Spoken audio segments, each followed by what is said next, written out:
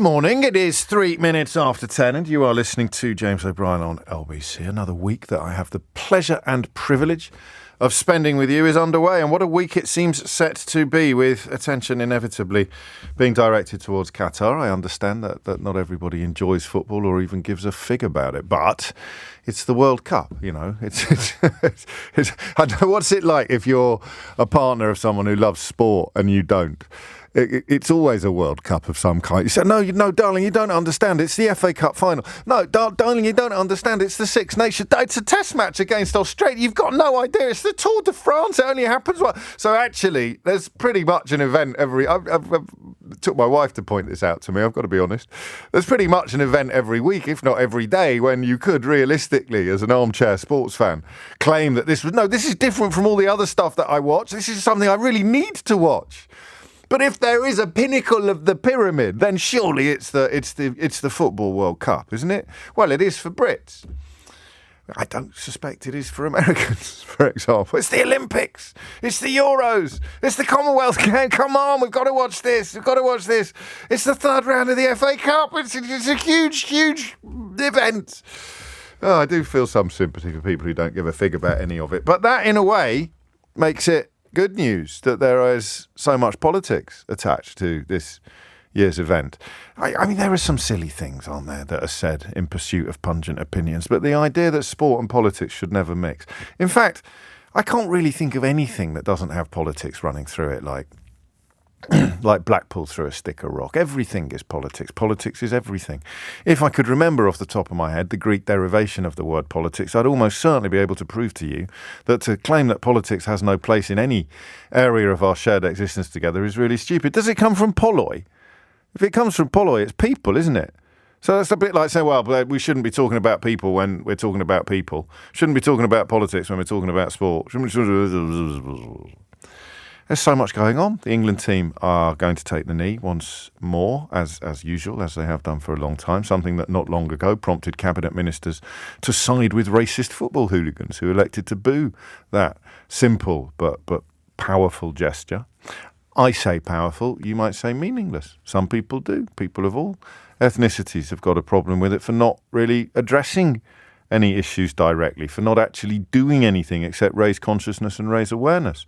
But again, what's wrong with... I think you've got a feeling where I'm going with this, right? What's wrong with raising consciousness and raising awareness? Well, you must do more. Okay, well, then I'll wear an armband. Well, then you'll get a yellow card, so you'll miss a later match, and that will jeopardise your chances of being at the World Cup. Well, so what? If you've got any principles, you should wear the armband and take the punishment. Yeah, but what's the point of being at the World Cup if you're not there to try your very, very best to win it? If you want to make a political gesture, don't go at all. Boy, do you see what I mean? Have you got it yet? Remember the Black Power gesture at the Mexico Olympics? Huge. But in some ways, I think career-ending for the two gentlemen that did it. Or certainly career-threatening. What do? Don't go at all? Would we be talking about you? Joe Lycett, 10 grand, apparently, sent through a shredder, £10,000 of his own money. Suddenly all the free market capitalists who think that people should be able to do whatever they want with their own money, even if it involves paying children to go up chimneys, so somehow they're all up in arms today. Oh, he could have given it to a food bank. Find me a fascist and I will find you someone claiming without even a scintilla of shame that Joe Lycett should have given his £10,000 to a food bank instead of shredding it to draw enormous amounts of attention to the fact that one of the richest sports people in the history of the United Kingdom has taken £10 million from a rancid regime in order to essentially provide them with some cover and camouflage for the rancidity of their regime. But we play sport in Russia. We've been to places that are comparable in many ways to Qatar. And then, just before coming on air, we learned that England and Wales have now decided not to wear One Love armbands at the World Cup after a threat from FIFA. FIFA possibly... with the possible exception of the British Conservative Party, FIFA has got to be the most ridiculous institution on the planet, hasn't it? And just for anyone who hasn't been listening recently, the reason I say that about the British Conservative Party is that within the space of 55 days, they've gone from cheering to the rafters, a policy that then fell apart like the cheapest of suits, to cheering to the rafters, a policy that is, by all definitions and analyses, the exact opposite of the policy they were cheering to the rafters 55 days ago. You can't make sense of that. So, to be fair to the right-wing media, they're not even trying.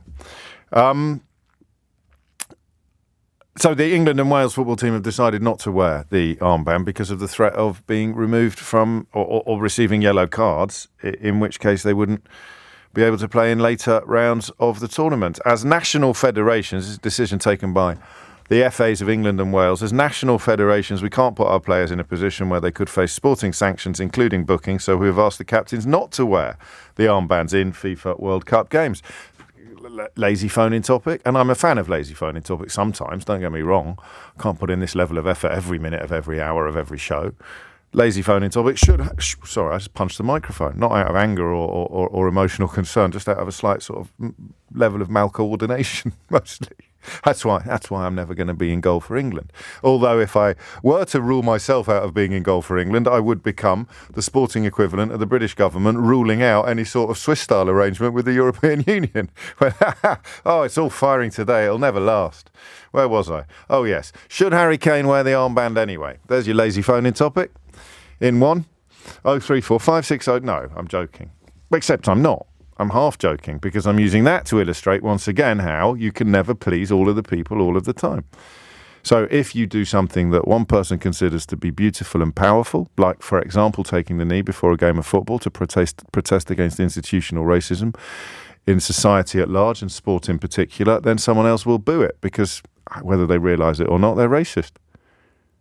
And they think it's awful. And in a way, both responses are powerful. The people kneeling, that's a powerful thing to do because it prompts powerful responses. The powerful responses include people who are regretful and admirable about the necessity of this sort of intervention and the people who are actually the problem that's being protested against. They hate it, of course they do.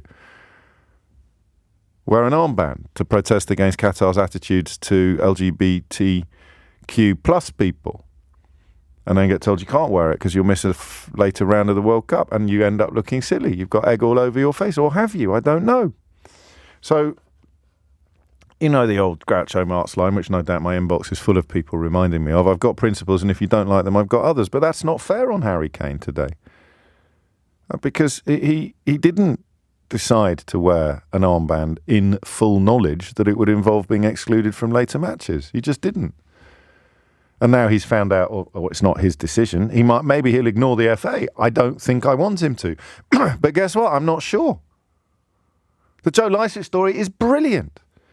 There's nothing that media dinosaurs hate more than some young Turk like Joe Lycett coming along and revealing, just through cleverness, how ridiculous the entire system is.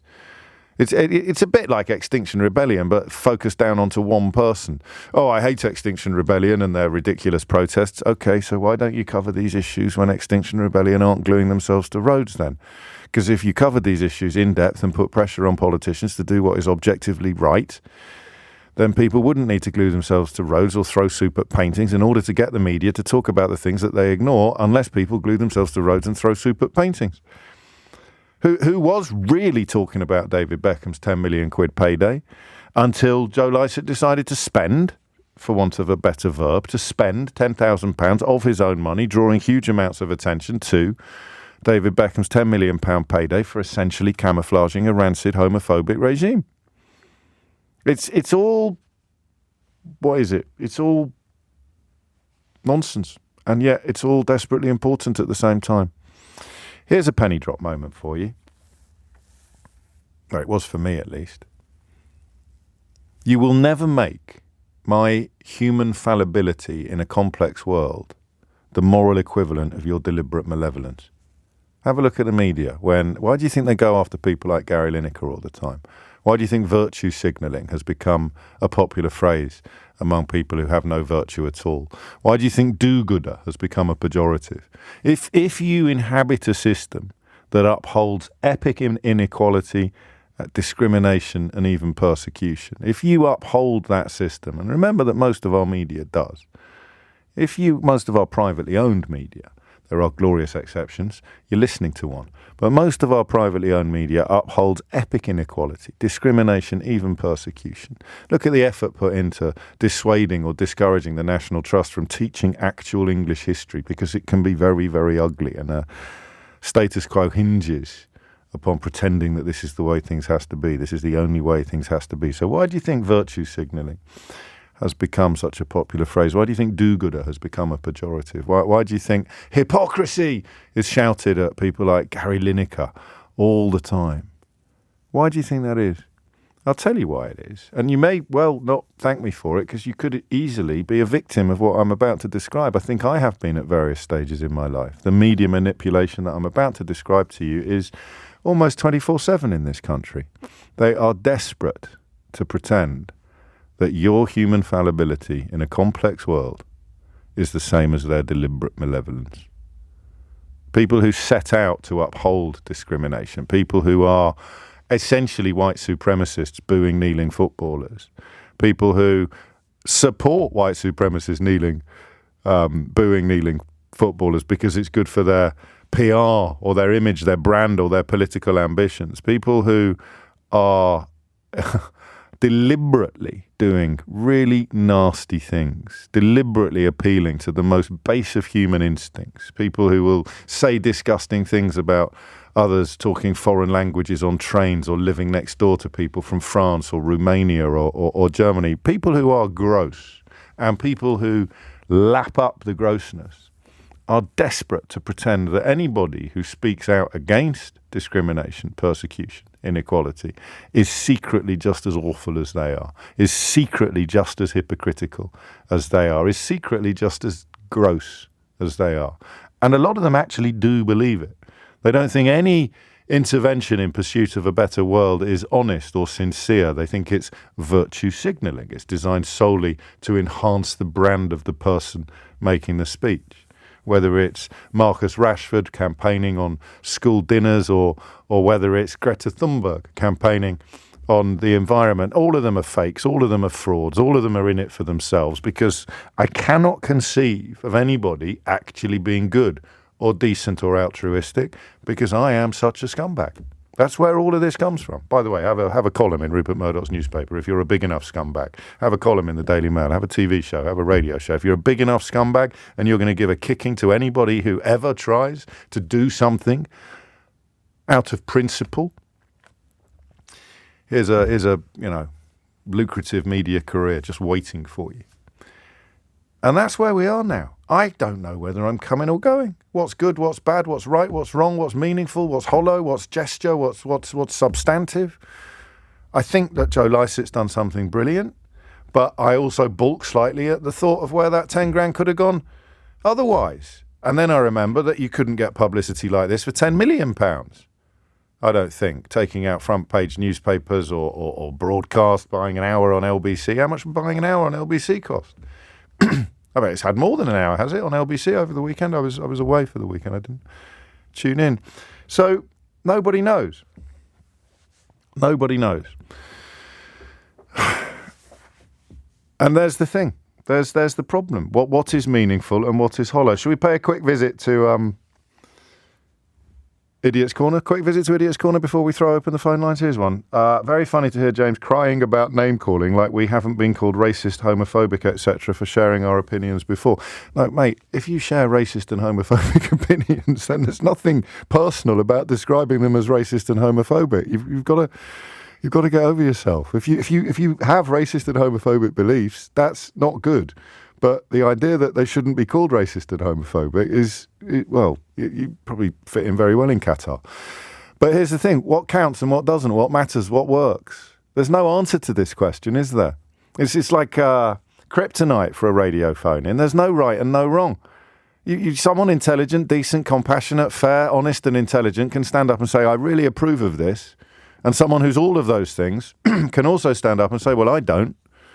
We don't even need to go to Idiot's Corner to see the racist homophobes complaining about being called racist homophobes.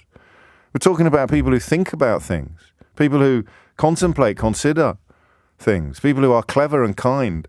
They could disagree completely about everything from Harry Kane's armband to Joe Lycett's £10,000. So what's the point of talking about it? That's not necessarily the best tactic ever deployed in the history of radio phone-in programmes. What's the point of talking about it? You know why I'm pausing, don't you? I think I'm going to do that as the topic. 0345 60 60 973 is the number you need. What's the point of talking about it. 21 minutes after 10 is the time. I'll rattle through some texts. I might start trying to do this. We come back from the first junction every morning just to make sure everybody feels involved. The England team, says Betty in Pudsey, the England team should have seen this coming and had One Love tattoos done on their forearms. They could even get pretend ones like what lasses wear on a night out in Swinoe. Thank you, Betty. And this is brilliant. I'm sorry, the people we're protesting said that we're not allowed to protest. Yeah, that's pretty much how it looks, isn't it? Julian Suffolk, if we witness oppression and look the other way, then we become complicit. Jim Platt writes, James, Qatar shows us how the unifying influence of sport gets cut down by the divisiveness of religion. I don't disrespect religion as such, but it should have been out in the open at the time of the bid, not at the last minute, not World Cup, but World Corrupt. I think that's a reference to the homophobic laws that are in place in Qatar, having their roots in Sharia. Good morning, James. If the punishment for wearing a One Love armband is a yellow card, why doesn't Gareth Southgate or Harry Kane suggest swapping the captain each match? That way the message is delivered and by more players, and it helps to avoid a suspension for Harry Kane later down the line. I hear you. It's a good point. And the next World Cup is in the USA, who've just taken away women's rights. Writes Jules rather powerfully. Matches in states such as Mississippi, Texas, must be boycotted. The USA must be put on notice, referring there to the return of antediluvian attitudes to abortion, of course. 23 after 10 is the time. The phone lines are open. I'm not really asking what's the point of talking about it from a rhetorical point of view, as in there is no point. There is. I just think it's healthy to remind ourselves sometimes that despite the fact you're never going to get consensus or full agreement, and even when you're in that rare territory where decent, compassionate, intelligent people can completely disagree about whether something is a good idea or a bad idea, you've got to talk about the ideas. Tom's in Lewisham. Tom, what do you reckon? Hiya, mate. I just was thinking that one of the values of us talking about it is for some people that aren't kind of just jumping to the first opinion that comes in their head. It pushes you to go and maybe do some research or read up on some stuff. And with the conversation around the Qatar World Cup and around the Saudi ownership at Newcastle, I started doing a bit of reading on the kind of foundation of the modern Qatari state and the current Saudi government or Saudi state. And when you start to look into that, which I guess most of the callers and most of us haven't probably, because we don't learn it in school, you learn about the involvement of the British protectorate, the involvement that Britain and America had in kind of instating particular leaders in this part of the world. That, I mean, if you putting regimes in place because stability serves the interests of exactly. Western vested interests, and those regimes will be as oppressive as they want to be as long as they're upholding the alliances in the interests of what we'd call post-imperial powers.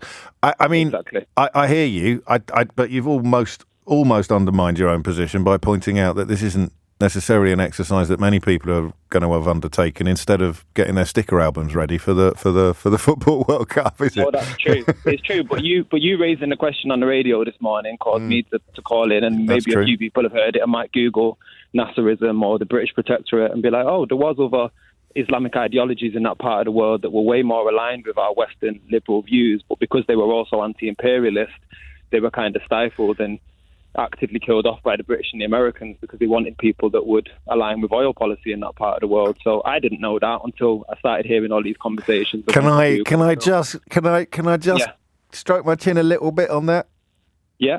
Do you promise me you've only looked into, because you sound like something of a scholar on these issues, and it occurs, it just strikes me as, and listen, I salute you for taking the opportunity to get it out there, and I hope many people listening will avail themselves of the opportunity to find out more, but I'm slightly struggling. I've been doing this a long time, Tom. I've been doing this job a long time, and I don't think that you started your course of study when the Saudis bought Newcastle. I'll be honest. I've never read or studied anything around the origins of Saudi Arabia and Qatar. Right. I had some understanding from my degree about kind of Middle Eastern politics and some of the involvement in kind of. Okay. We won't get into the formation of Israel, but stuff around that and kind of Saudi Arabia. But I'd never really read into it, and I just, while that conversation was going on with Newcastle, I just went down a rabbit hole one evening and started reading, and it kind of just stuck out with the and there it is. And then you talk, how can a regime end up like this? I mean, there's a slightly more benign reading of it in the case of Qatar, which you would say is hemmed in by much more oppressive regimes and therefore has to fight almost to be seen or to be remembered. It's not a position I hold, but it's one I've seen made frequently. My favourite example of what you describe is saying, why does Why does so much of the Middle East, why do so many of the national borders in the Middle East look like they were drawn with a pencil and a ruler? To which, of course, the answer is because they were. Exactly. Yeah. You're right, and obviously you're in good company. By which I mean people who are keen to know more, keen to understand more, the polar opposite of some of those movements trying to shut down the National Trust for teaching similar lessons somewhat closer to home. Thank you, Tom. Annie's in Reading. Annie, what would you like to say? Oh, good morning, James. Hello. I'm a little bit nervous. It's only me. Go easy on me. It's only me. I just want to say I'm a massive fan of yours. Thank you. And I listen to LBC every day. Fantastic. Thank you. James, I've got mixed feelings about this whole thing about the World Cup, right? Yes. I am totally for people being treated equally. It does make me sad. It makes me angry. If you're gay or bisexual or whatever, that you are treated differently. And my point is, hopefully I can get this across okay, I totally disagree how Qatar treats their people. Yes. And I don't agree with the rules. However, each country has their own rules. My issue is when I heard today that the captains are not allowed to wear the armband. So, well, they're allowed for people just tuning in. They're, if they do, they'll get a yellow card, which means if they do it twice, they'll miss a game. Yeah, I just think that's wrong. But then my question is, why bother going there? And I feel the footballers shouldn't be penalised. Yeah. You know, they should be able to go, and we should all be able to watch it. But I kind of feel if I watch the games, the English games, the Welsh games, sadly the Irish are not there. Oh, I know. Don't rub it in. I feel that, I'm being a hypocrite. And I mean, I know people who are boycotting it, actually, people who are simply refusing to watch it because it just adds eyeballs to something that they feel should not be taking place. I wouldn't want to be the person to tell footballers, some of whom will only ever play in one World Cup. It's the pinnacle of their entire career. It's what they've dreamt of for their entire lives and will look back on for the rest of their lives as the peak of their time on earth. I wouldn't be the one to. I wouldn't want to be the one to tell them to stay at home. No, I was interrupting you. Yes, exactly. But I think the decision for them not to wear the armbands, I think it's wrong. I think they should be allowed to wear them. But that's a direct criticism of the hosts, isn't it? It would be like turning up at a party at my house saying down with James, wearing an armband, saying that James O'Brien's a bit of a lemon, isn't he? Oh, it's worse than that. You'd be calling me a sort of medieval bigot. Oh, never, James. I never call you that. All right, you can come to the party then, Annie. That's as long as you leave your armband at home. But that's the logic of FIFA. I think the problem goes back to it should never have been hosted in Qatar. Yeah. I really feel strongly about that, and I just wanted to put it out there. I really feel strongly. And I just, and I'm torn between wanting to sit down today and watch, I've lived in England since 1985. Sure. And I always support the English team. Yeah, same. And I just feel, I really want to watch it, but then I feel, you're just a hypocrite. Because you're giving your eyeballs. It's all we've got, isn't it? It's the only involvement, the only relationship we have with it. It is our participation. Our spectation? I don't think I just invented a rather excellent word. That's all we can do. I'm lucky today. I'm recording a podcast later, so I will actually miss the game, but I'm not going to pretend that I'm doing it on a point of principle. I may even do that thing where I try not to find out the score until I watch it on catch-up. Or will I? Because I'll have Annie's words echoing in my ear now and think, well, all you can do is not watch it. But what does that achieve? How does that help? Is that really likely if me and Annie and you and another 10,000 or 100,000 or 1 million people decide not to watch the football? Is that really likely to have any effect whatsoever upon the Qatari laws governing gay relationships? I actually don't know. I doubt it, but I don't know. I'll tell you something that didn't make the blindest bit of difference to anything. 30p Lee Anderson, that odd politician in Nottinghamshire, boycotting the Euros because England football players elected to take the knee. So there are obviously occasions where public gestures or public pronouncements can go beyond pointless and actually become unintentionally hilarious and therefore, in a sense, brilliant, which is not a word I think has ever been applied to 30p Lee Anderson is in his entire life. 10:31 is the time. Dominic Ellis is here now with the headlines. 10:36 is the time. Mark, in Tooting, I don't recall the same level of outrage when the World Cup was held in Russia in 2018, some 4 months after the Salisbury poisonings and 4 years after the annexing of Crimea. And he adds, love to the family. If you know, you know. Rachel sends me a very long text. I can't read all of it, but little racist Britain posturing, pointing and protesting once again. Not so long ago, our very own footballers had to plead with the government to feed our children. And when our black footballers missed penalties in the European Championships, the racist abuse that ensued was both predictable and prolific. I don't know that is, I don't know why that would be the picture of Britain that we should focus on rather than the alternative picture, which is the one where the footballers do magnificent things. But I take your central point. There is always going to be hypocrisy involved in criticism. The UK only had equal marriage, almost to prove the point, writes Eddie, implemented in the last few years. It had previously been held back by conservative religious lunatics. And Monica in Lincoln says, I'm boycotting the World Cup, James. It will not be watched in our house because I feel if we watch, we will have blood on our hands. Is football really more important than people's lives? I think we all know the answer to that. And here's the thing, because you respond to that, or I do at least, from a position of discomfort, because you think, I'm probably going to watch it, and yet I know Monica has the moral high ground on this one, and I mean that as a compliment, not as a kind of snark.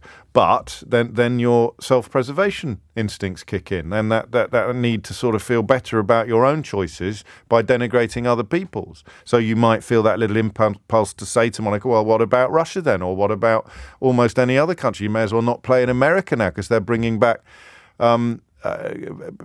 abortion legislation that is deeply misogynistic. All of these things.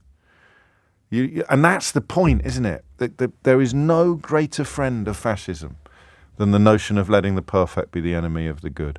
Because you can't do everything, because nobody can do everything, there's no point doing anything. Think about all the areas of life, of human improvement where that argument is used, often by the same people.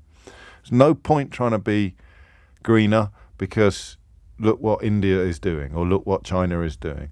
There's no point speaking up against rancid homophobic laws in Qatar because you've got some homophobic laws in Russia as well. There's no point doing the right thing with regard to this World Cup because the Qatari Sovereign Wealth Fund owns huge swathes of this country already. And these arguments are not unpowerful. There's no point, or you're not allowed to speak up in defence of refugees unless you're prepared to house them yourself. It's a bit like saying you're not allowed to speak up in defence of the NHS unless you're prepared to hand over your bathroom for appendectomy operations. These are really stupid positions to hold, but they are powerful. And the reason why they are powerful, and it took me a long time to work this out, the reason why they are powerful is they help us feel better about ourselves. And the worse you are in your soul, the blacker your soul, the darker your soul is, the more desperate you are to feel better. So the harder you'll try, unless you're a complete sociopath, in which case, I don't know, you could just become president of America or buy Twitter. But if you are capable of conscience, if you are capable of shame, then the darker your soul is, the harder you need to try to denigrate people trying to be better. So find someone giving Joe Lycett a kicking today, and the harder they're kicking him, the darker their soul, the more corrupt their conscience. The harder the kick, the sicker their soul. Interesting, isn't it? And that's it. So I can read Monica in Lincoln's text and feel the baby steps, the foothills, the entry-level response, because she's doing the right thing and I'm probably not going to, because nobody's perfect. And we shouldn't let the perfect be the enemy of the good. And there it is. So next time you hear a phrase like virtue signalling or do-gooder or even hypocrite in the context of, I mean, what could old Gary Lineker have done, eh? The BBC didn't take the opening ceremony on some of their flagship broadcasting, and Gary Lineker was permitted to deliver a heartfelt and passionate, although measured, condemnation of much of Qatari's legislation in this area. Well, he's going to get a kicking for that because he's there. What a hypocrite. He's there doing the right thing. He should have stayed here and done nothing. Do you see what I mean? I like the guy. He's a pal of mine, so I probably have a sort of impulse to defend him. But there's the point. Oh, he stayed at home and he's not gone at all. What a virtue signalling banana. Well, he's gone there and he's not said anything. What an absolute coward. Well, he's gone there and he has actually condemned the regime. What an absolute hypocrite. Oh, this is good. There it is. That's the trident, isn't it? The trident of bigotry, right there. He's stayed at home, he's boycotted the World Cup and he's not going at all. Well, he should give back his salary then. What an absolute virtue signalling numpty. God, oh, damn we Gary Lineker. No, hang on a minute. Sorry, mate. I got that wrong. He is going to the World Cup, but he's not going to say anything about the regime. Well, that's just cowardly. What a pathetic apology. So-called principles, eh? I've got principles, but if you don't like them, I've got... Oh, no, my mistake, mate. He has gone and he is presenting and he has condemned the regime in a way that has never been seen before on the BBC at a major sporting event. Well, that's just typical, isn't it? What an effing hypocrite. I mean, seriously. He should have done one of those other two things that I just condemned him for doing a minute ago. You see how it works? If you really see how it works, you could be writing a column in the Daily Mail by tea time. John's in Harwich. John, what would you like to say? Hello, James. It's really good to speak to you. I really enjoy your show. Thank you, I agree with almost everything you say. There's the odd one here just and there. As well. Keeps us honest.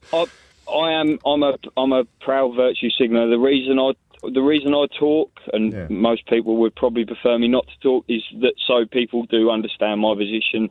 I am against the oppression of gay people. I'm against people who are anti the rights for the people who are different because of the way they are. And on the subject of being a virtue signaller, it just popped into my head when you was talking that August Landmasser would have been known as a virtue signaller. I don't know who that is. You're going to have to... So this was the man who was seen at the Nazi rally in the 1930s with his arms folded, not throwing up a salute. Yes. He was, of course. I used to have that as my picture on my Twitter profile, but I couldn't place the name when you just said it. Of course he would. He would have been known as a virtue signaller, but now he's so everyone else, the people who don't know, everyone else was Sieg Heiling, everyone else was doing the Nazi salute, and he stood there with his arms folded. I think because he was married to a Jewish woman, wasn't he? He probably would have been called a wally. He probably would have been called a hypocrite. Might have got his head kicked in. We're all hypocrites. I care about the environment. I've opted for an electric van through my company. I have the ability to do that. My partner, she drives a petrol car, and we go out on weekends at that. We're all trying to do our best. These so-called virtue signallers, we can't do everything. We still need to live in this world which is imperfect. But I can't really say it any better than what you just said it, James. You stole my thunder, but it's not my thunder. No, you said it better. And it's always your thunder. No, nonsense. So thanks for that. And you've provided that wonderful visual image of the sort of embodiment of refusing even to be part of, to sort of silently go along with it, even though you might quietly disapprove of it. It takes some serious courage sometimes to publicly object. James, one thing I did publicly object to you once. Go on. The ham sandwich. I still send my daughter to school with a ham sandwich, and she enjoys it. You were having the conversation about banning meat in a school, and I stand by it. She loves ham sandwiches. I can't deny it. I can't remember that one, mate. What was that? It's ingrained into my soul. Because you thought I was talking directly to you. That happens sometimes. It happens to me as well. But I can't. Was I saying that children shouldn't be allowed ham sandwiches? There was a primary school that banned all meat. Yeah. And this was another conversation, and people said, "Oh, they're virtue signalling, and they're making a big something out of nothing." I totally agreed with what they said, but at the same time, I still thought, well, she still likes ham. She still likes ham. I can't deny. Why should I deny my daughter her favourite lunch? I think we're probably closer on that than I managed to convey at the time. But if the school had maybe the school had brought it in because meat's getting expensive and they didn't want other kids to be left out. But it's good that we don't agree on everything. I thought I just had a little moment there where I thought it might have been a bigger one. It might. I thought we better hang in here. John, thank you, mate. I do appreciate everything you said. 10:45 is the time, and it leaves that question hanging. What's wrong with virtue exactly? What's wrong with just trying to do the right thing in the full knowledge that, as a fallible human in a complex world, you will sometimes get it wrong? Literally nobody claims to be infallible. Nobody at all. And yet so much right-wing rhetoric and extreme left-wing rhetoric is built upon the idea, oh, look at her over there. She thinks she's perfect. But look, her shirt's untucked. Or look at him over there. Mr. I'm always right. Mr. How to not to be wrong. Oh, well, I can think of at least 3 occasions when he's got something wrong. Yeah, so what? Doesn't mean you're never right. Doesn't mean you're always wrong. 10:46 is the time. 10 to 11 is the time. Actually, that claim I made a few moments ago about nobody being infallible, or indeed, perhaps more pertinently, nobody who thinks they're infallible, does, of course, admit exceptions. And the exceptions usually would be totalitarians or sort of fascist dictators or any dictator, actually, communist dictator, whatever. Donald Trump probably thinks he's infallible. And oddly, his supporters do as well, even as they object to the idea that anybody else is ever allowed to be wrong about anything. Someone should write a book about this stuff. And quite a few of you pointing out, Billy and Bawtry even referencing my own religion, that the Pope is infallible. That's not true. The Pope is only infallible, according to Catholic doctrine, when he speaks ex cathedra. So he sort of has to sort of press a button and say, right, I'm being infallible now. And that's when he is supposedly the vessel through which God's will is communicated to the people. So, if he offered up an opinion on who's likely to win the World Cup, for example, then clearly and fairly easily, demonstrably, he is not speaking infallibly. But anyway, these are mere hairs that we split. 10:51 is the time. Here's a thought. We, as a family of football fans, I'm coming back from the breaks now, reading some texts, which is a fantastic and new, brilliant idea that, like all fantastic and new, brilliant ideas on this programme, I will almost certainly have forgotten about by tomorrow. But for the time being, at least, I quite like it. This is really good. Listen to this and just think on. We, as a family of football fans, have decided we will not watch the World Cup. What Qatar has done and continues to do is appalling. But then we get a message from our little one's primary school at the weekend saying they're all watching the match at school on Monday, today, and children have been encouraged to come in England colours. We weren't asked our opinions. What do? Put our adult principles aside for the happiness and ironic inclusivity of our little girl? And that, in a way, is very much of a piece with the whole theme of this hour, which is there's no right and wrong. So why do some people, usually people who object to anybody trying to be better, insist on trying to make it also binary or black and white? I think I know. I think we've worked it out. But let's get back to the question of why we talk about these issues. Nick's in Weston-super-Mare. Nick, what would you like to say?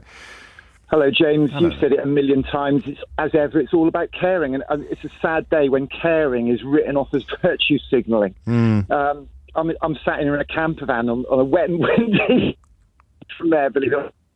Oh, and that is probably why your signal is coming in and out. Is coming in and out of zone. No, because of that, those circumstances.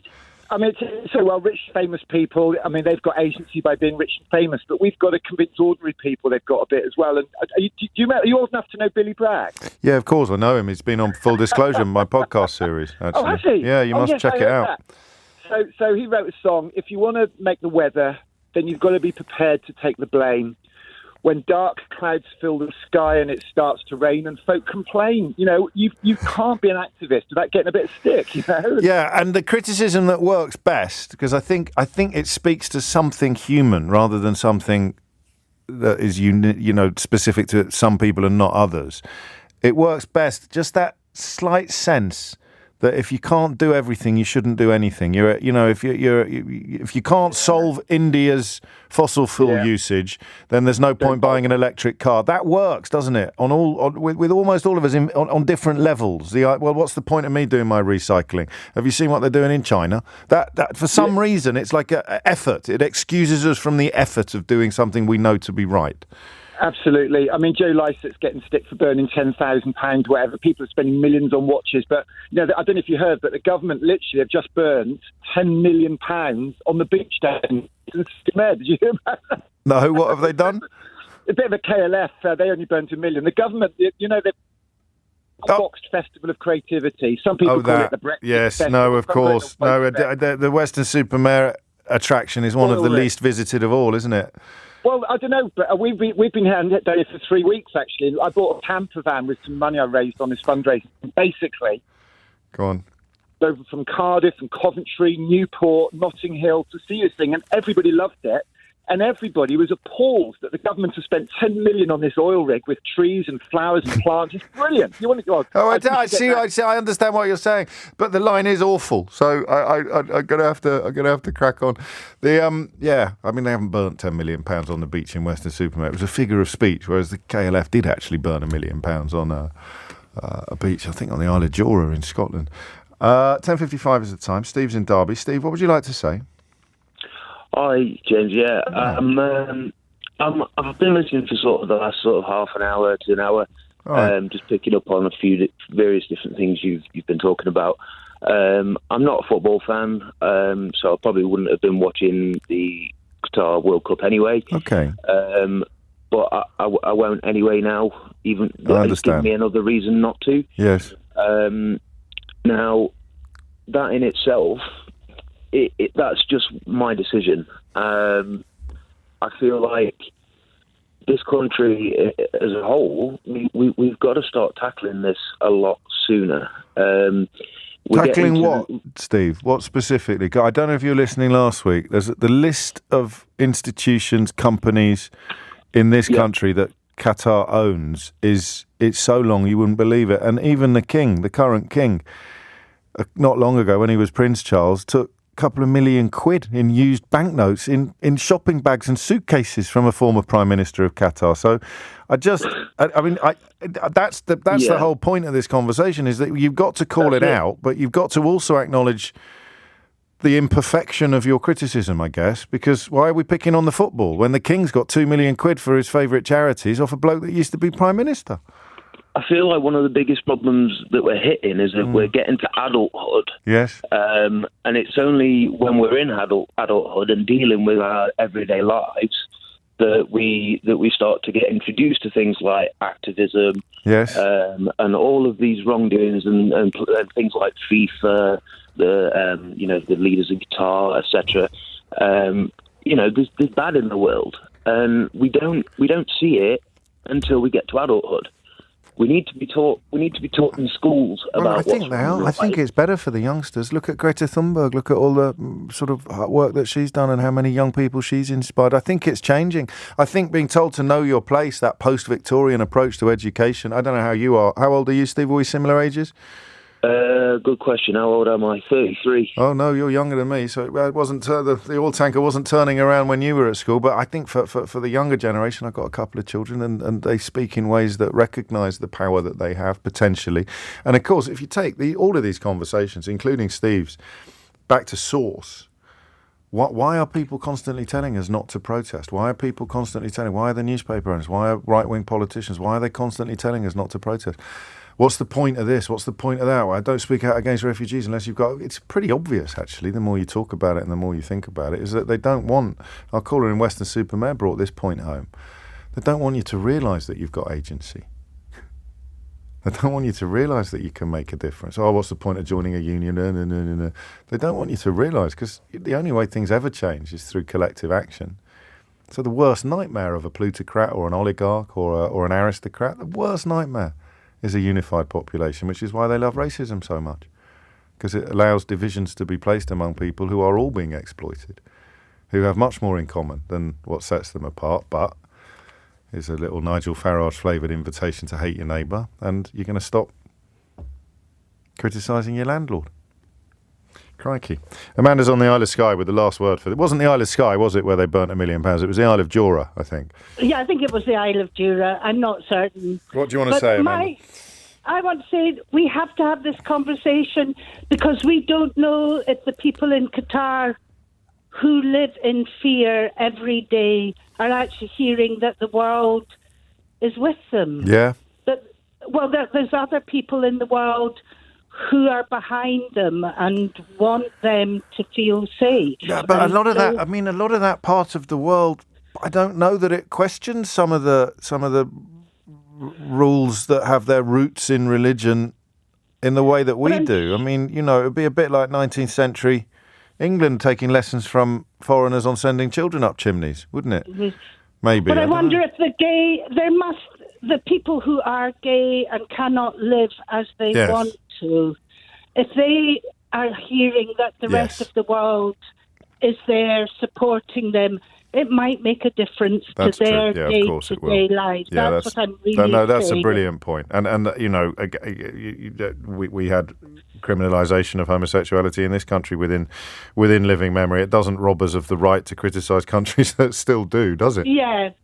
So I think the people who suffer daily because they aren't what they are thought should be, they hear that we're with them, and that must mean something. Yeah, I love it. Beautifully put. Crikey, and Keith pressed the button right on the full stop of your powerful point. Thank you, Amanda. Thank you, Keith. It's just turned 11 o'clock. You're listening to James O'Brien on LBC. My sense is that we should continue talking about matters political, football, Qatar, but I'm not sure. I may need to rejig or indeed come up with an entirely new question. Other stories that demand our attention today include the Prime Minister currently delivering a speech in which he'll or visiting the CBI, where he will be told by business leaders that vast labour shortages need to be addressed with increased immigration. What a strange world we live in, because of course this weekend I read that the government was contemplating a Swiss-style arrangement with the EU. Well, as I've already said, the government have now ruled out a Swiss-style arrangement with the EU, which is a bit like me ruling out playing in goal for England against Iran later today. 4 minutes after 11 is the time. Here is a conversation, a topic, a debating issue, actually, that we mentioned abortion a bit in the last hour. This one as well. This was such a hardy perennial of the school debating chambers in the 1980s. And I spent a lot of time in them. Even when I did my politics A-level in 1990, it was still a fairly live issue. And I don't know why it went away. That might actually be my question, or one of them. It used to be a huge issue. I didn't listen to LBC as a kid. I grew up in Kidderminster, as you know. I don't know. Was it a big one on LBC all the time? I know the death penalty is probably due a comeback, isn't it, the way things are going at the moment in this country?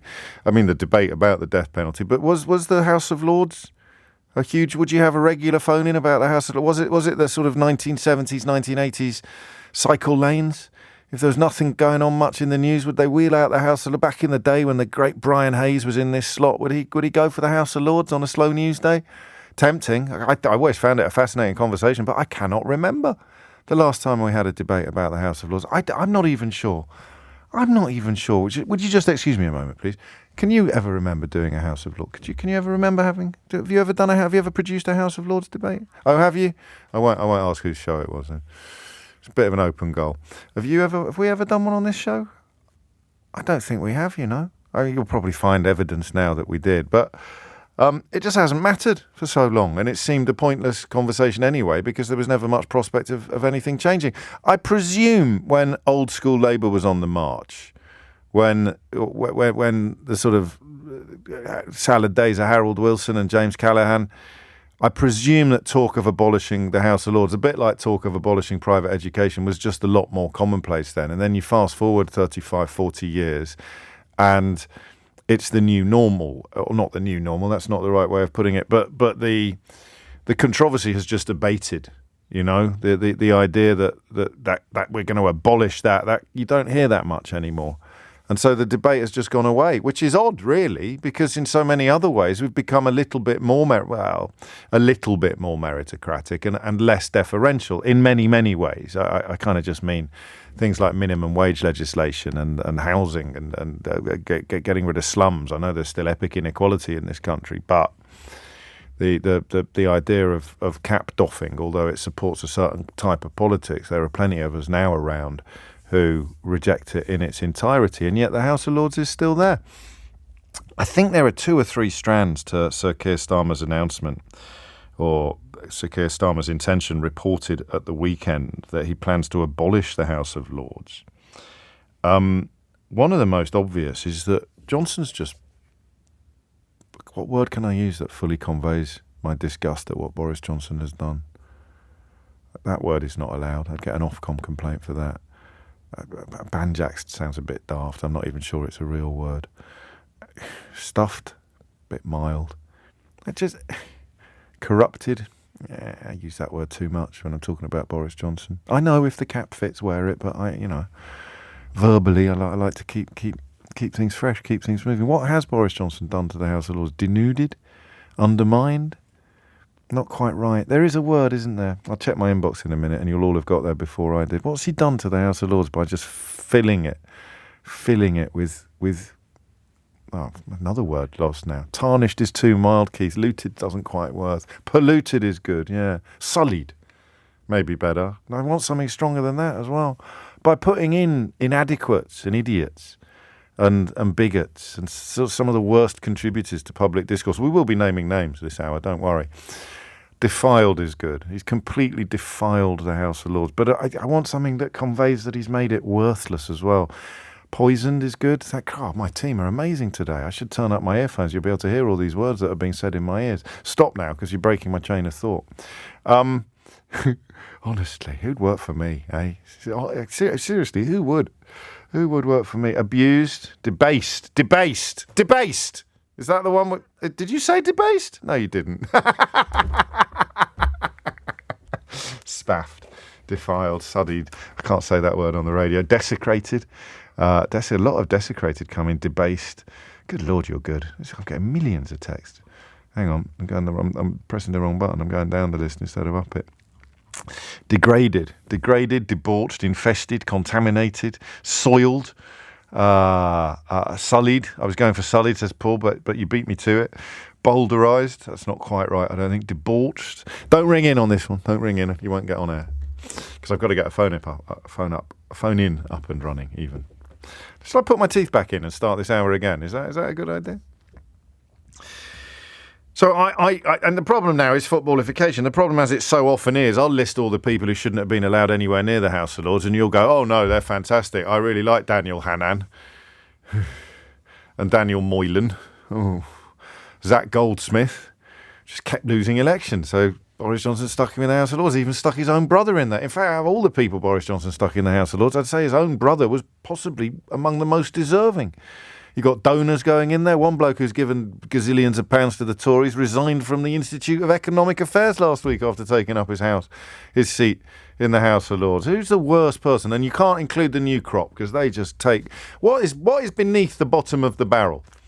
Well, obviously Nadine Dorries is who I'm thinking about because she's heading towards the House of Lords. But what in terms of barrels and what is it? Soil?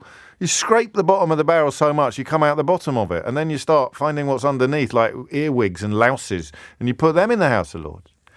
So what he's done is incredible. He's putting his 29-year-old aide in there, apparently. She'd become the youngest ever life peer. That bloke who interviewed him for a sort of unlistened to radio station when he claimed that he had a hobby making buses or something, someone told me he's going into the House of Lords. He's only about 11. So the thing to remember, the thing to understand. Oh, that's good from Paul. He says you could just say he's Johnsoned it. He's completely Johnsoned to the House of Lords. I think that's the winner. Is that the winner?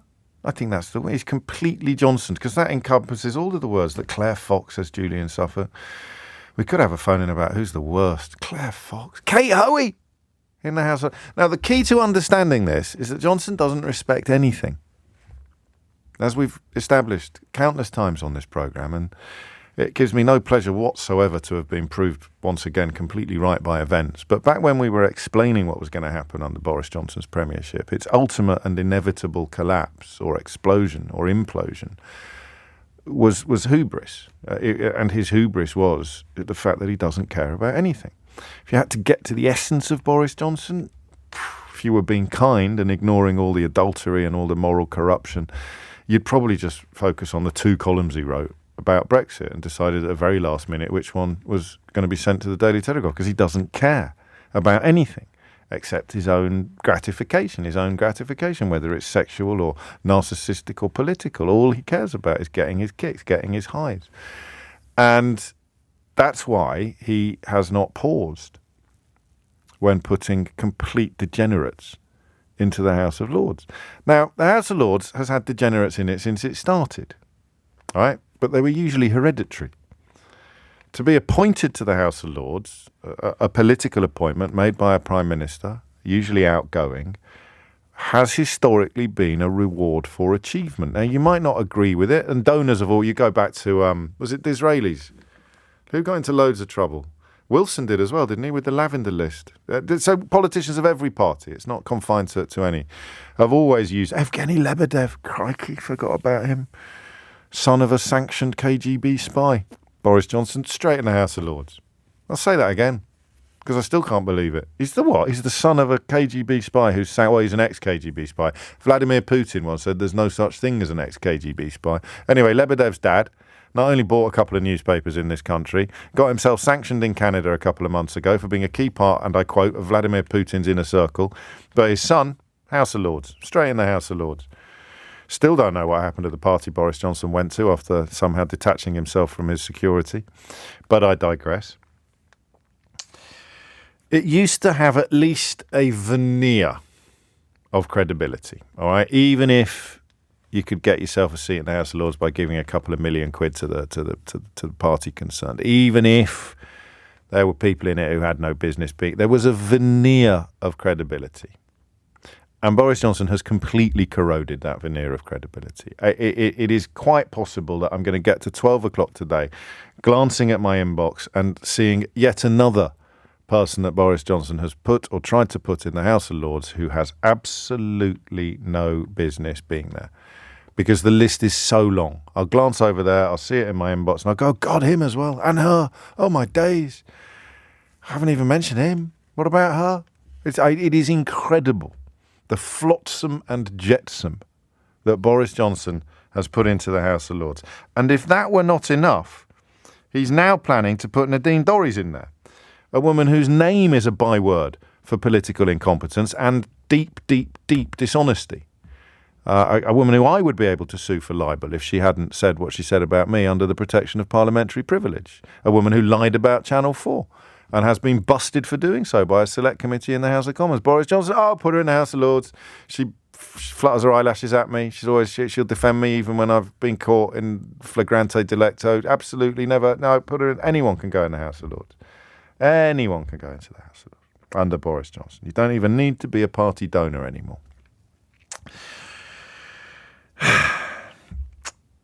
But is that a reason to scrap it?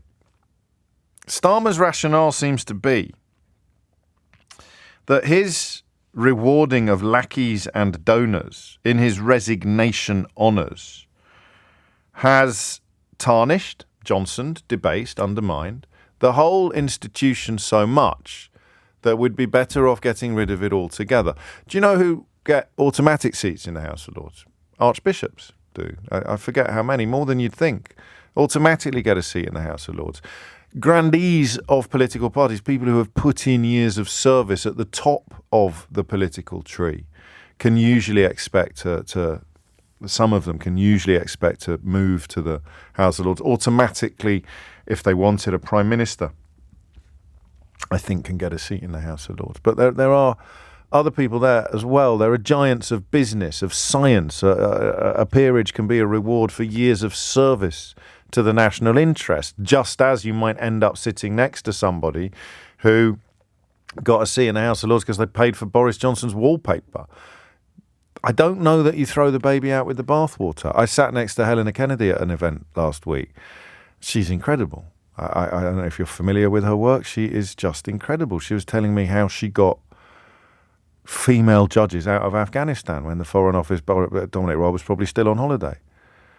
And she's a baroness, that's why I mention it. And she pulls strings, and I don't know how much I'm supposed to tell you, actually. I don't know how public that story is, so I won't go any further. But she enlisted support from people who she would be politically opposed to, because the priority of getting female judges out of Afghanistan, where they faced the ire, inevitably, of the Taliban, once they're the resurgent Taliban, was much more important than any petty political or even quite profound political differences that you might have domestically.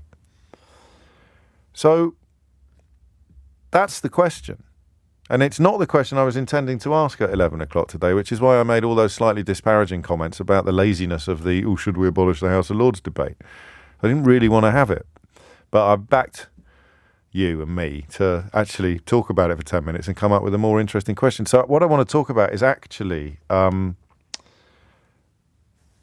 the rationale of Keir Starmer for getting rid of it, and Gordon Brown, who has reportedly recommended a new upper house of nations and regions with appropriate weighting given to different parts of the UK. Mark tells me that the SNP don't take seats in the House of Lords. I didn't know that, so I was wrong to say all parties, but they would presumably take seats in an upper house of nations and regions with appropriate weighting given to different parts of the UK. So a sort of almost a constituency flavoured model rather than a I don't know how you describe the House of Lords' current model for selection. Patronage and heritage. Patronage and inheritance, isn't it? Patronage and achievement and inheritance. What do you think? Keir Starmer is understood to strongly agree that a new chamber must be absolutely representative of the country, but it would appear, according to reports, that at least some of his motivation is the appallingness of Boris Johnson's use of the House of Lords. So, is that wrong? Does the House of Lords actually transcend Boris Johnson's defilement, debasement of it?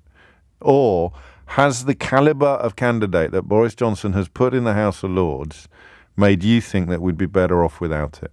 Because I think it has me. And yet, even as I ask this question, I wonder whether I'm being a bit footballified. I'm not, am I? Because they're just awful. These people are awful. Awful, awful people that he's put in the House. Or let's be a little bit kind of people who have done awful, awful things being put in the House of Lords. Being put in the House of Lords is a reward for supporting Brexit, even as Brexit falls apart about our ears. It's incredible, right? Kate Hoey sits in the House of Lords, former Labour MP for Vauxhall. Daniel Hannan sits in the House of Lords, former MEP. Daniel Moylan, I don't know what he's a former boot polisher when Boris Johnson was Mayor of London, and of course Deputy at Kensington and Chelsea Council. There is no criteria. Zach Goldsmith put in the House of Lords for services to losing elections when he was in the House of Commons, or trying to get into the House of Commons. Claire Fox put in the House of Lords for what? I don't know. A revolutionary communist party, I think, back in the day. They are God, I told you this would happen. Guys, 11:20. I've got to open the phone lines and shut up. But I told you every time I glanced at my inbox, you'd remind me of someone else that got put in there who is just utterly undeserving, even of a place on the bus, never mind a seat in the House of Lords. But should we get rid of it? Should we get rid of the House of Lords? Question mark. That's phone-in number one. Phone-in number two is, should we get rid of the House of Lords just because Boris Johnson has filled it with flotsam? 0345 6060 973. I like that second question, but it's very personal. Do you, like me, feel that Boris Johnson has proved how vulnerable the House of Lords is to the whims and idiocy of a corrupt Prime Minister, and that is a reason to get rid of it? Hit the numbers now. You will get through. 24 minutes after 11, you're listening to James O'Brien on LBC. The future of the House of Lords. It also reports that Rishi Sunak is considering blocking some of Boris Johnson's plans to elevate 4 Conservative MPs and loyal supporters to the House of Lords. So it would appear that Rishi Sunak and Keir Starmer are united in their disgust at what Boris Johnson has done to peerages. I can't think of any other reason why Rishi Sunak would want to block peerages for Nadine Dorries, Nigel Adams, Alok Sharma and Alistair Jack, except that sense of they don't deserve them. You can't just keep putting... But anyway, is Boris Johnson's debasement of the House of Lords sufficient grounds for reforming it, abolishing it, blowing the whole thing up, metaphorically speaking, not Guy Fawkes style? Angelo is in Warwick. Angelo, what would you like to say? Hi, James. Hello. Yeah, I did politics A-level. I'm a little bit older than you. It was a big one, wasn't it? I'm not dreaming. It was huge. No, you're not dreaming. Our debate, James, was about the House of Lords being a checking balance. That's it. Checks and balances. Yeah? Yes, so exactly. when you talk a revising about chamber, a revising chamber. Mine was in Birmingham. Where I sort of got taught. And yes. The reality of it is that, of course, it needs reforming. We can't have these appointees. There's got to be a much better criteria. But let's be honest, that we've never needed. We need a checking balance for the House of Commons more than we've ever done. Yeah, that's true. Look at what's gone on in the last few weeks with it. So from my point of view, no, it's not about abolition. It is very much about saying what is going on here with the criteria of the House of Lords. It needs to get back to being a proper checking balance. The criteria needs to be, as you quite rightly say, that you've actually achieved something. Yes. Yeah, that you're not appointed because and I'm not just talking about Boris Johnson, I'm talking about anyone, What is it that you've actually done? Right, to be fair, country? if you've made enough money to donate a couple of million quid to the Tory party, then the chances are you have achieved a lot in business. So that's a fairly easy goal to score. Look, the House of Lords should be a wide church. Yes. And we certainly shouldn't be excluding people because they were successful in business and they were donors. But the key thing is, precisely. were they successful? Were they employing a number of people? Have they got something to contribute? And most importantly, have they got a head of experience that when they do stupid things in the Commons, which, let's be honest, they do on a week-by-week basis, we've got people in there that can say, hang on a minute, before you pass that as a law, you might want to think about this. That was the debate that I had at Politics A-level in the 1980s, and I think it applies today. Well, it applies a lot more today, because the House of Lords, I mean, the problem back then, when we were lads, was the hereditary nature of it, because the fact that you'd inherited your seat in the House of Lords meant that there was absolutely no criteria whatsoever that you had to pass in order to take up your place. There because of your bloodline. So we've got rid of most of that, albeit not all of it, and you can still, there's an election of hereditary peers as well, isn't there? So even some manage to hang on and some can still get in. But what Johnson has done is make an imperfect situation infinitely worse. He's Johnsoned it. He has completely Johnsoned it. That is the correct term. Yeah, he has Johnsoned it. We need to get that stopped. So it's good, it's good that we've actually got some consensus from Starmer. Well, it's interesting to see. So it's only a small consensus on the 4 latest appointments, but his objection to the 4 latest must be built upon his understanding of the appallingness of the last round. It's a start, James. So what would be? How would we do it though? How would we find our candidates? How would we? We've got to have a complete rethink about our criteria.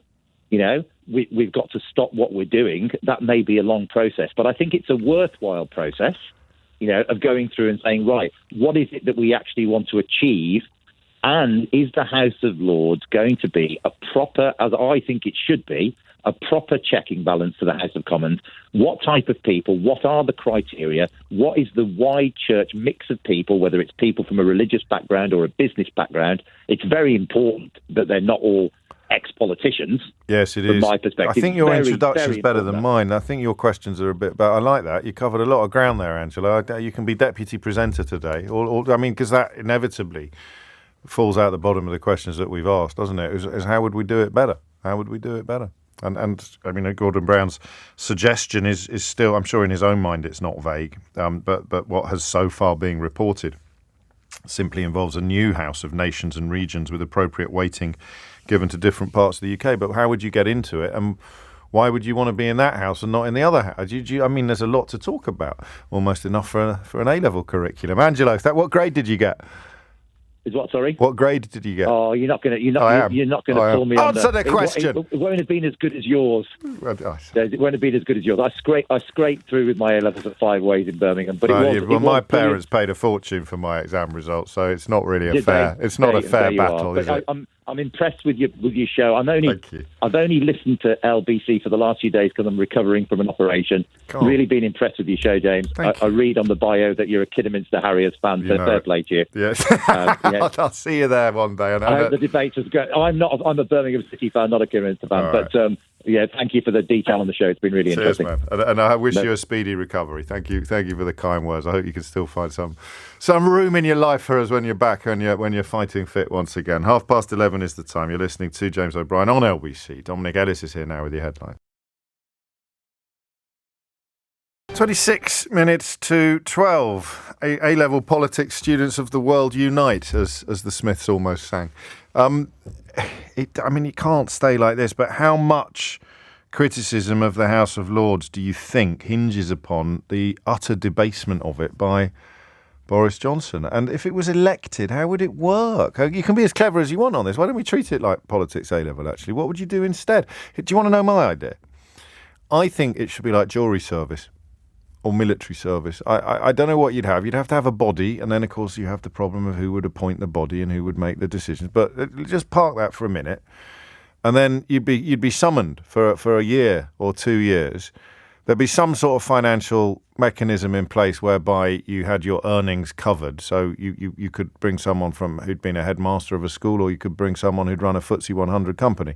The FTSE 100 person wouldn't get as much money as they would have done if they'd carried on in their normal job, but they'd probably get a bit more than the headmaster or the... I don't know. I'm just thinking out loud, but it should be like jury service. And then you'd get your letter, and obviously under my model, I'm presuming that people like me would be invited to go into the House of Lords, having proven ourselves so comprehensively in the public space. You'd get your letter and you'd be like this, you'd be like, oh no, I've got to go into the House of Lords for 2 years. And then you get to keep your title. That's your reward, you see, because this country still cares about such things. And I'm not pretending I wouldn't quite like to style myself Lord O'Brien of Hercott Road. Does that work? Kidderminster? What would I be allowed? Anyway, you get jury service, and that means that you kind of get rid of people that want to be in there for prestige or want to be in there for all the wrong reasons. It'd be nice if you could do that about the House of Commons as well, but you can't. So that's just one thought. Anyway, I'll shut up now. Andy's in Morden. Andy, what would you like to say? Yes, hello. Good morning, James. Hello. So I feel that there should be some sort of elected upper chamber as for the checks and the balances to go on, but I would really hope that the idea is sold very, very well. Yes. Because otherwise, if it's just put out to the electors, I've got a feeling that it's going to be a bit of apathy coming in there, and it might end up going off like a damp firework.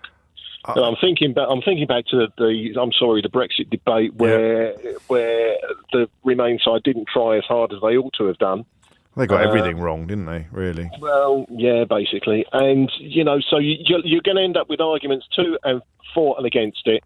But the arguments have got to be right out there so as we can make a proper educated But you're never going to make choice. it matter as much as an election to the first chamber, are you? So almost by definition, an elected second chamber becomes a dampish squib, however you dice it, however you cut it. Yeah, but we've got to try and make it as dry as possible, if it's even a little bit damp. What about my idea? What about jury service? What about having a body in place that essentially identifies every year or every couple of years, 100 people, say, or 200 people who've made enormous contributions to the national interest, and they are brought together in order to offer a revision to legislation coming from the House of Commons?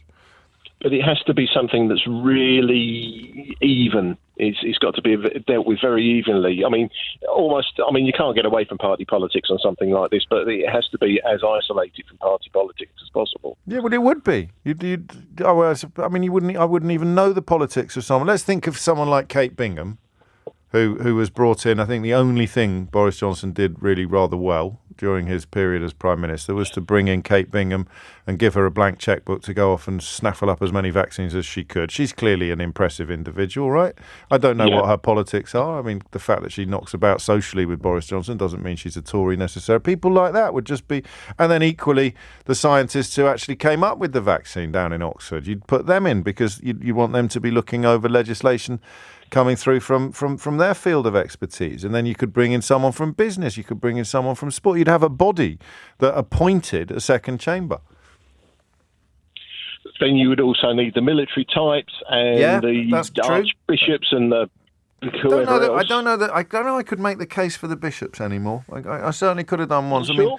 They're all Church of England as well, aren't they? So why haven't we... Do we have rabbis in there? Does the chief rabbi get us? I should know this stuff, shouldn't I? I don't know. I don't think so. I thought they maybe did, actually. Chief Rabbi gets a seat in the House of Lords. I could be wrong. But anyway, they should do. If the bishops are there, the Chief Rabbi should be there. The head imam, the Catholic. It should be a Catholic. And if you're throwing a Catholic in there, you're going to have to put a Scientologist in there as well, or a Mooney. I mean, where does it end? Yeah, where does it end? I don't know, Andy. So it has to be very, very carefully considered. It does. Which is why it won't be. The more we talk about it, the bigger the mountain gets. So who's going to try to climb it? Finally, how big a deal is Boris Johnson's utter debasement of what had gone before, an already imperfect institution rendered ridiculous by Boris Johnson's appointments? Well, whoever said that the validity of the House of Lords was undermined by his appointments was entirely correct, because it's undermined totally by the idiots that have got put in there. I mean, they're only in there to make up the numbers and to make sure that any legislation is rubber stamped through.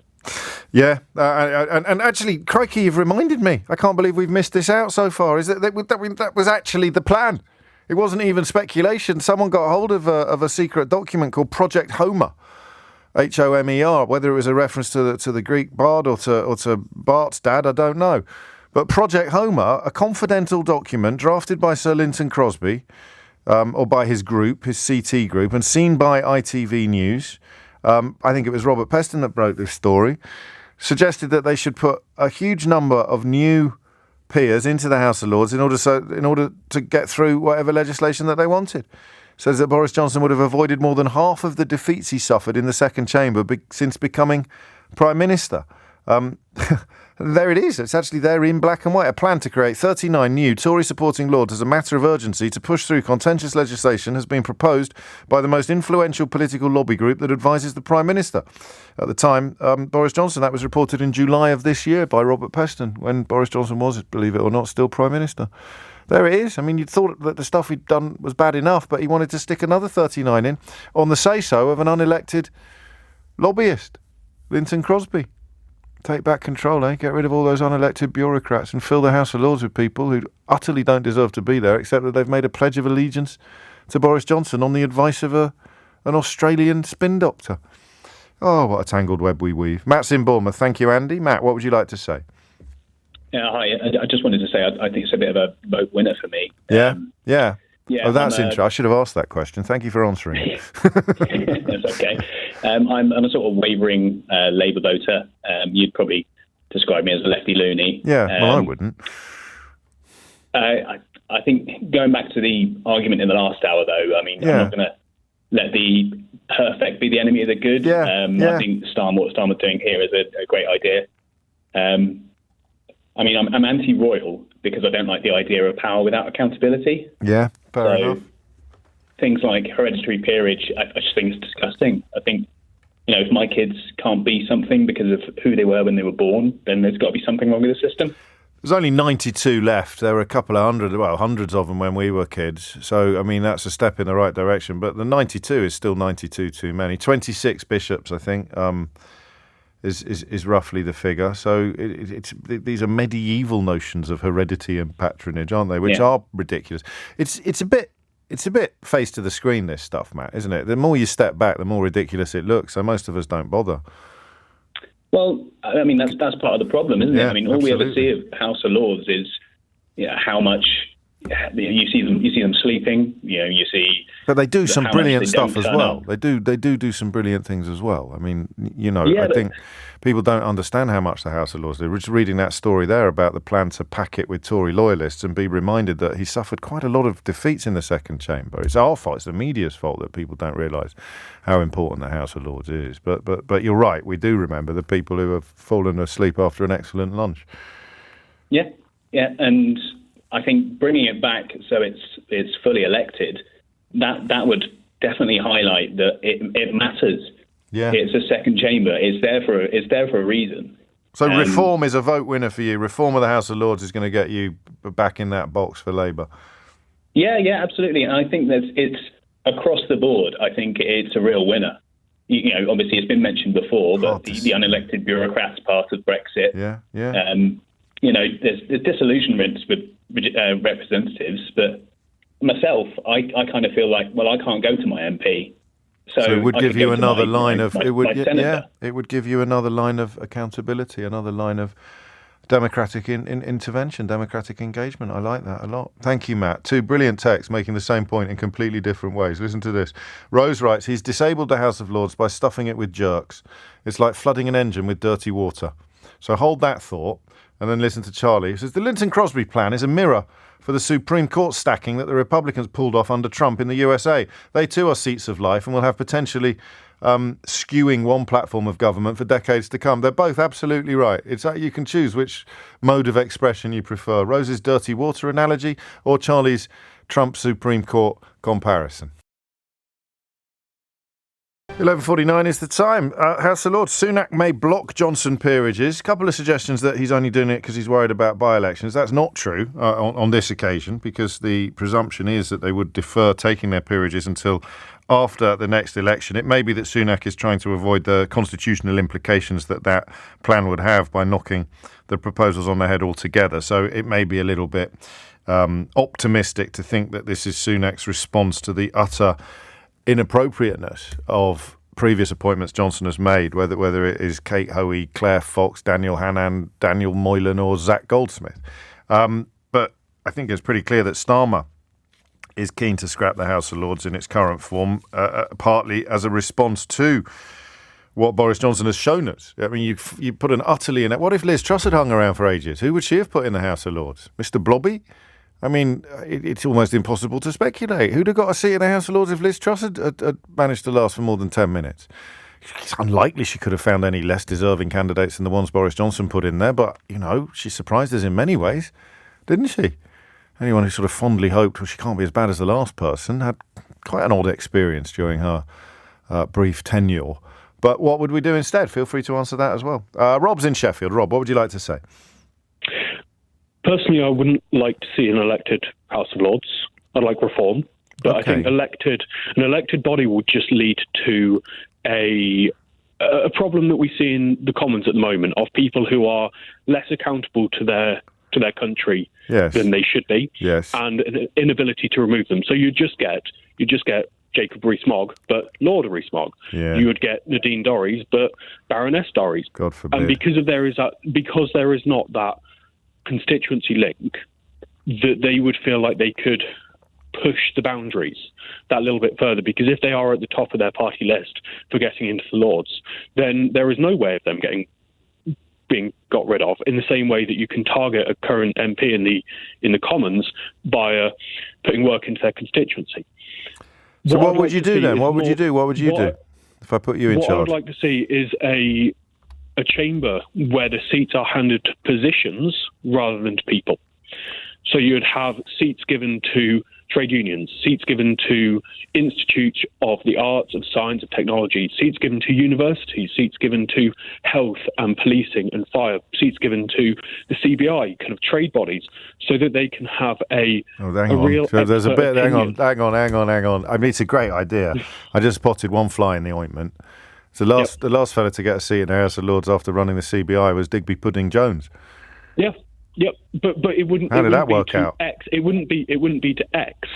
So whoever had that job would have. So it would be a part-time job, which you did in addition to the prestigious role that you had ascended to, or been elected. Or it would be nominated to a representative of that organisation. So and the organisation would decide. The organisation would make that decision.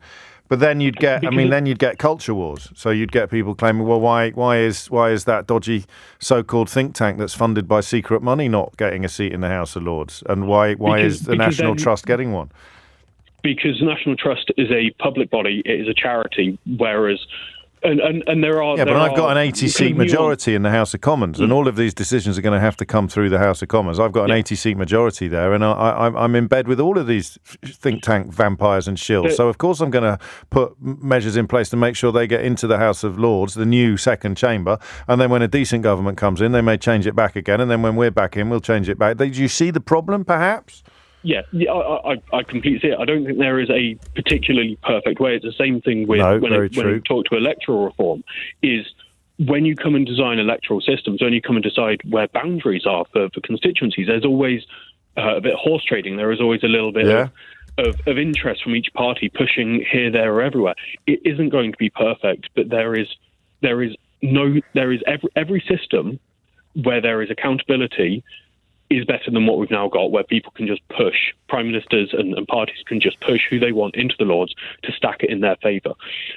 And that comes without accountability. So we'd have to have an approved list. We'd have an approved list of institutions, august institutions that have the right to put somebody into there. So trades unions, because they would often get... So it's not a million miles away from the old school, but it is far away enough to be new. Because what the Lords is, as a previous caller said, is checks and balances. It is where laws are looked over line by line. And there are some brilliant, don't get me wrong, there are brilliant Lords. Jenny Jones of the Greens is very, very, very good on environmental matters within... She's had a big win lately, I think. Jenny Jones, everybody, Jenny Jones.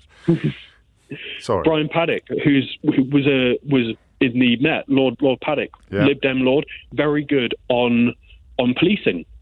policing bills within Lords. He is an expert on it because he has prior experience. It's these people who are put in as favours, as thank yous, which is where it falls over. And I've seen the work that some of the really good Lords have done, and it's because of their prior experience before coming into politics. And that's what I want to see replicated. Now, the question is, why is Keir Starmer talking about it today? Yes. Why is he bringing it up? It's because of Boris Johnson.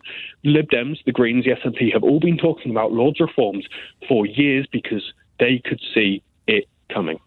They knew the trouble. And Johnson has been a catalyst by putting such awful people in there. He's speeded up the inevitable process of revision. Yeah, but the question is, you're very good, Rob. If Johnson hadn't have done it now, if there hadn't been this furore about putting in Lebedev and Dorries and Nigel Adams or whoever it is, I don't think that Keir Starmer would have been talking about it. No, I don't either. Oh, you're the perfect call. You've addressed all my... I asked so many random questions without knowing what was going to come out of my mouth next. You've somehow managed to make it all sound like a reasonable and strung together selection of inquiries. Thank you. And the only reason why I think Keir Starmer is calling it a committee of Lords, regions and nations is because he wants to he sees his target seats in Wales and Scotland and says, I want to bring you into the system. Well, actually, that was Gordon Brown's idea, apparently. That was, he's endorsing... So Brown is the person, is the architect, but you're right, Starmer's support for it would certainly be built in part upon that sort of idea of bringing together better representation for regions. It's his own brand of levelling up in a way, except it's a levelling up of representation.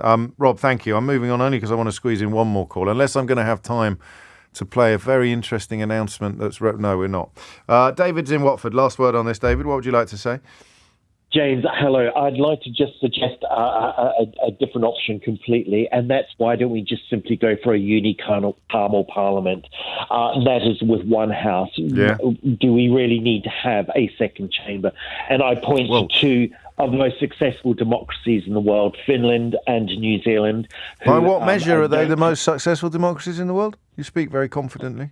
Is that just your view? I think you can look at their track records. And, but look at what they stopped Johnson from doing. Even though, look at the damage Johnson did, and there would have been so much more of it if it wasn't for the House of Lords. Well, no. I don't think that's right. Okay. What you do is you do need some revision, balance, and checks. But so take New Zealand, for example, which has a pure Westminster-style parliament. It is modelled exactly on what is here. And if it had a second chamber which it dissolved itself because it felt that it really wasn't needed. What happens now, especially after 20 years ago when they moved from first past the post to proportional representation, they have a parliament that is got good voice with the electorate. Fair enough. But the power and the revision lies with the select committees. Okay, I'm going to stop you. I get it. I think most people listening will know what select committees are. So that's actually, and they have actually under Johnson's appalling premiership, select committees really came into their own and will do so again when the Privileges Committee starts looking at what was really going on at Downing Street as opposed to what Boris Johnson claims was going on at Downing Street. 11:57 is the time. A very interesting announcement from Joe Lycett, about whom everybody has been talking, haven't they, today? This is my final message to David Beckham. It's me, that who shredded loads of money in a cost of living crisis. So, where were we? I told you I was going to destroy £10,000 if you didn't end your relationship with Qatar before the first day of the World Cup. And then, when you didn't end your relationship or even respond in any way, I streamed myself dropping 10k into a shredder. Or did I? I haven't quite told you the whole truth. Because the truth is, the money that went into the shredder was real, but the money that came out was fake. I would never destroy real money. I would never be so irresponsible. In fact, the 10 grand had already been donated to LGBTQ plus charities before I even pressed send on the initial tweet last week. I never expected to hear from you. It was an empty threat, designed to get people talking. In many ways, it was like your deal with Qatar, David. Total bull from the start. I'm not even queer. Only joking. There is one thing I'll shred. This is your Attitude magazine cover from June 2002, the first ever cover of a gay magazine with a Premier League footballer on it. I asked Attitude if I could shred it, and they were more than happy to oblige.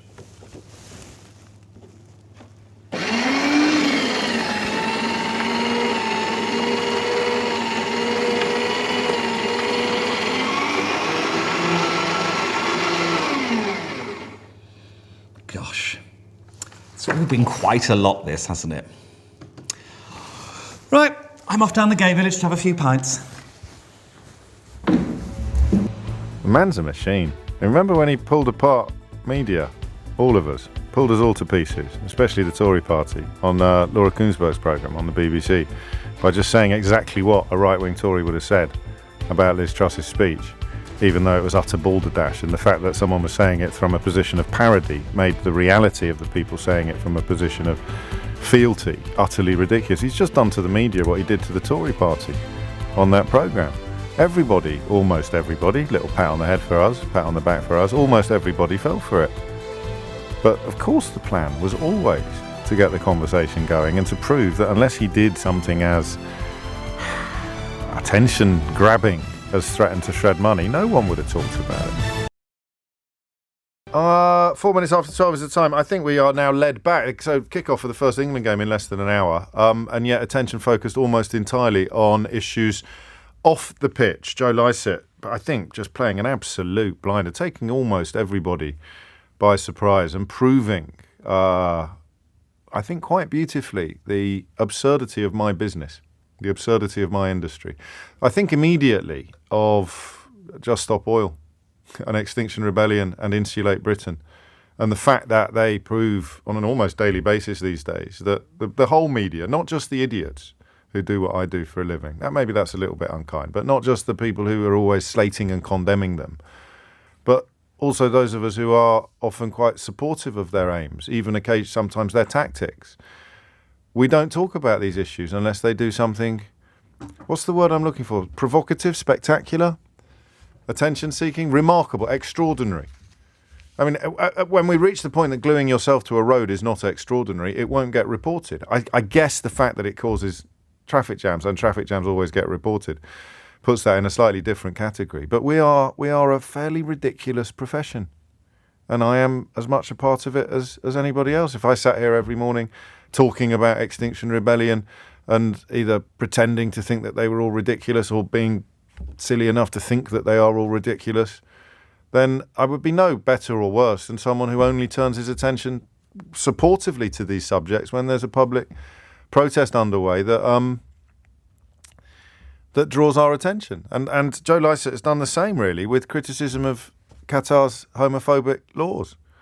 And specifically David Beckham's £10 million payday, which we weren't talking about much. I do whataboutery. It's all gone a bit hair shirt, this introduction, hasn't it? Because you can't claim to be above it or better than it. Unless perhaps you're Joe Lycett, but Joe's the last person on earth who would claim to be some sort of paragon of virtue. He's more a genuine hypocrisy detector. But I do whataboutery. I don't think it was whataboutery to point out that the Daily Mail was running a column last week attacking Gary Lineker without mentioning that they opened an events business in Doha and boasted about how they were the first people to open an events business in Doha as recently as 2017. That's hypocrisy on a scale that is almost impossible to comprehend unless you're a student of right-wing media and media ownership in this country. But whataboutery is it to say, well, why are you criticising the footballers and you're not criticising Sainsbury's customers? Because Qatar owns a huge slice of Sainsbury's as well. So what Joe Lycett has done, and I speak very much as an admirer and a student and someone who's been taken by surprise. I didn't think the money was fake, by the way. And I understood exactly what he was doing and why he was doing it. But he's gone even further now with the revelation that he didn't shred real money.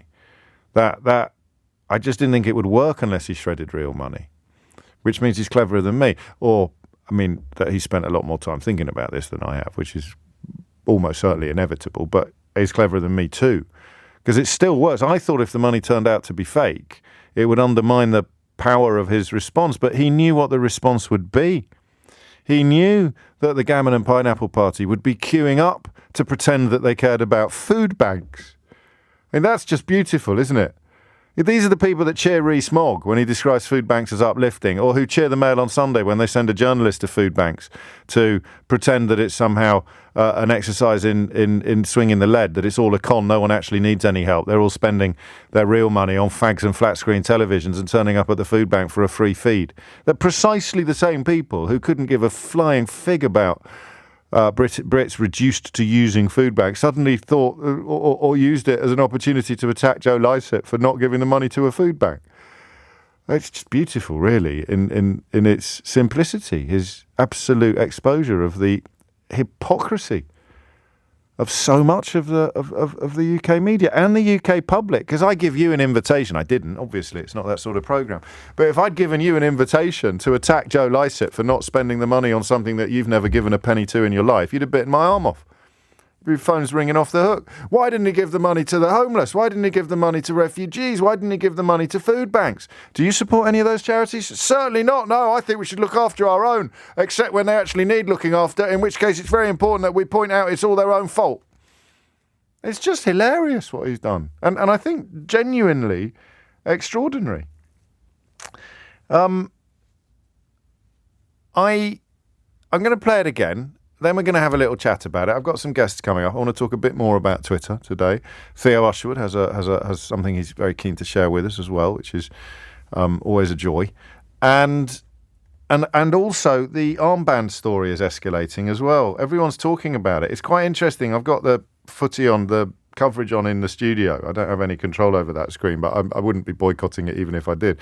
At this stage, it doesn't kick off till 1 o'clock. But all of the studio analysis is about armbands and homophobic legislation. They should really be talking about formations at this point and team selection, but they're not. It's not fair on the players having to deal with this on the day of the game, which could be one of the biggest games that they could ever play. I'm just reading the subtitles now that are popping up on the screen while one of them talks, probably Alan Shearer, judging by the syntax.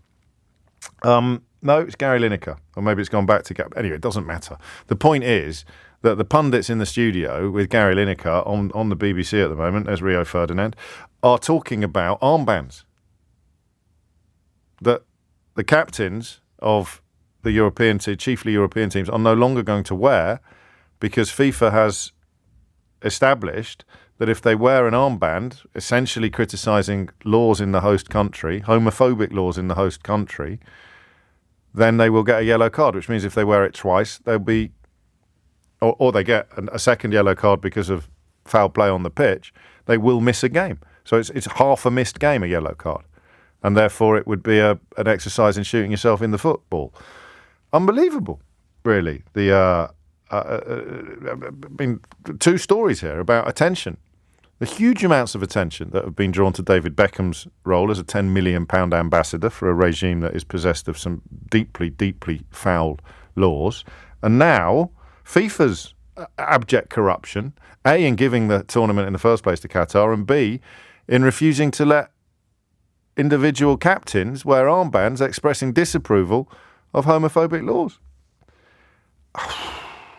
I'm quite tempted to ask a question I talked myself out of asking at 10 o'clock this morning because the world's turned a bit, and say, what should they do?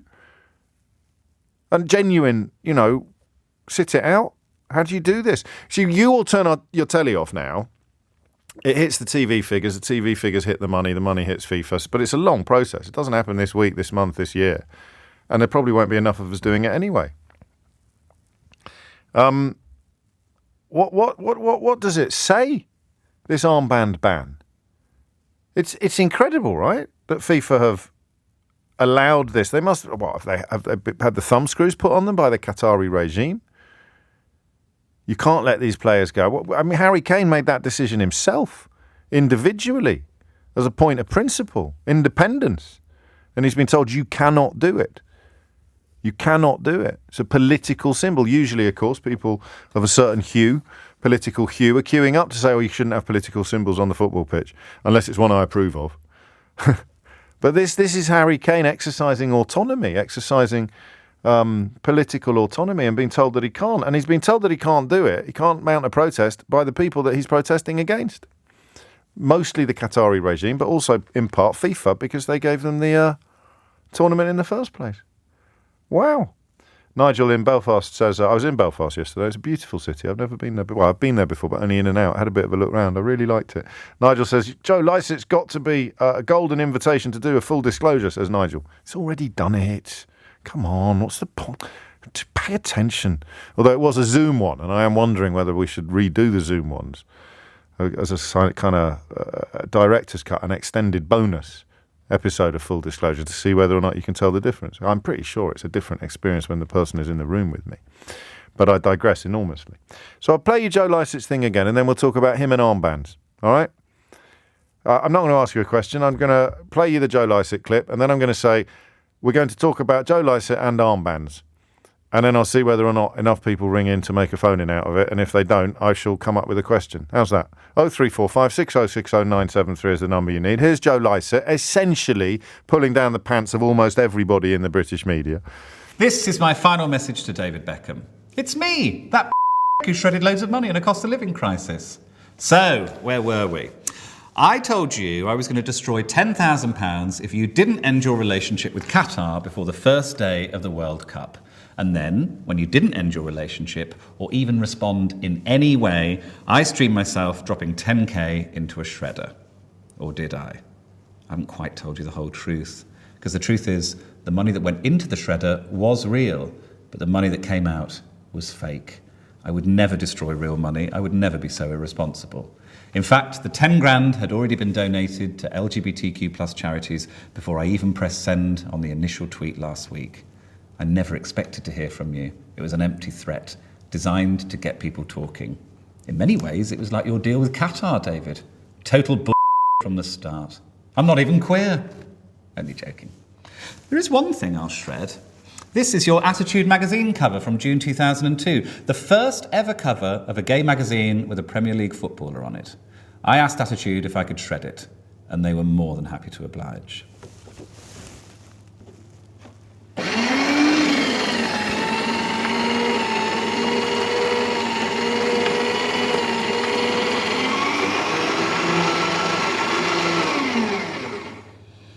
Gosh, it's all been quite a lot, this, hasn't it? Right, I'm off down the gay village to have a few pints. And so there it is. Let's just do that then. Especially if you were fulminating earlier today about how outrageous it is that he hadn't given the money to a worthy cause during a cost of living crisis. And let's pretend you did it in good faith and that actually you do support food banks and you do care about the poor and you do your bit in order to help the less fortunate rather than just pretending to on days where it allows you to take a kick at someone like Joe Lycett. What do you think now? What do you think about Joe Lycett's... Are we going to call it a stunt or is that unkind? I'm just searching for a noun. What do we think about Joe Lycett's campaign, stunt, behaviour? What do you think about it? 034, especially if you've now changed your mind in the course of the last 20 minutes. 0345 6060 973. Civil activism, protest, certainly not a stunt. I think Joe Lycett has proved me wrong.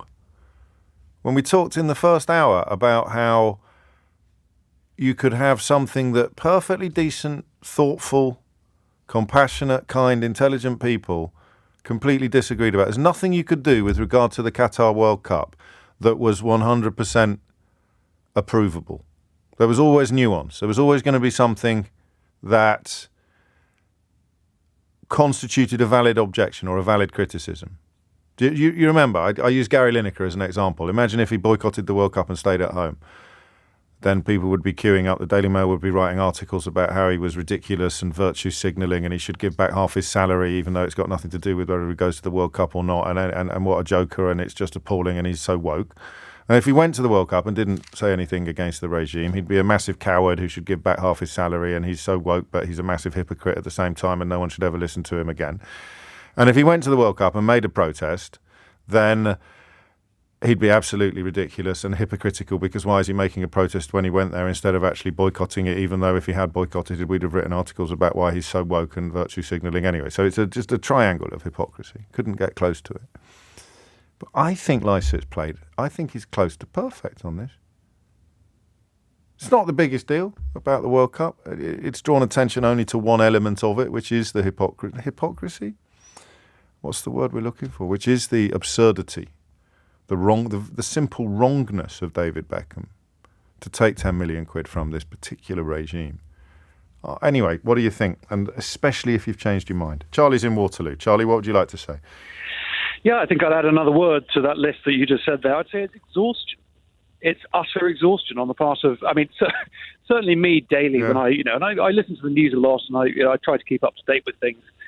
It's just exhausting having to listen to people on television or on your radio, and you can see it in their face that they know what they're saying is complete and utter balls. Yeah. And they're just trying to, it's not unique to any particular political party. It's where we are now.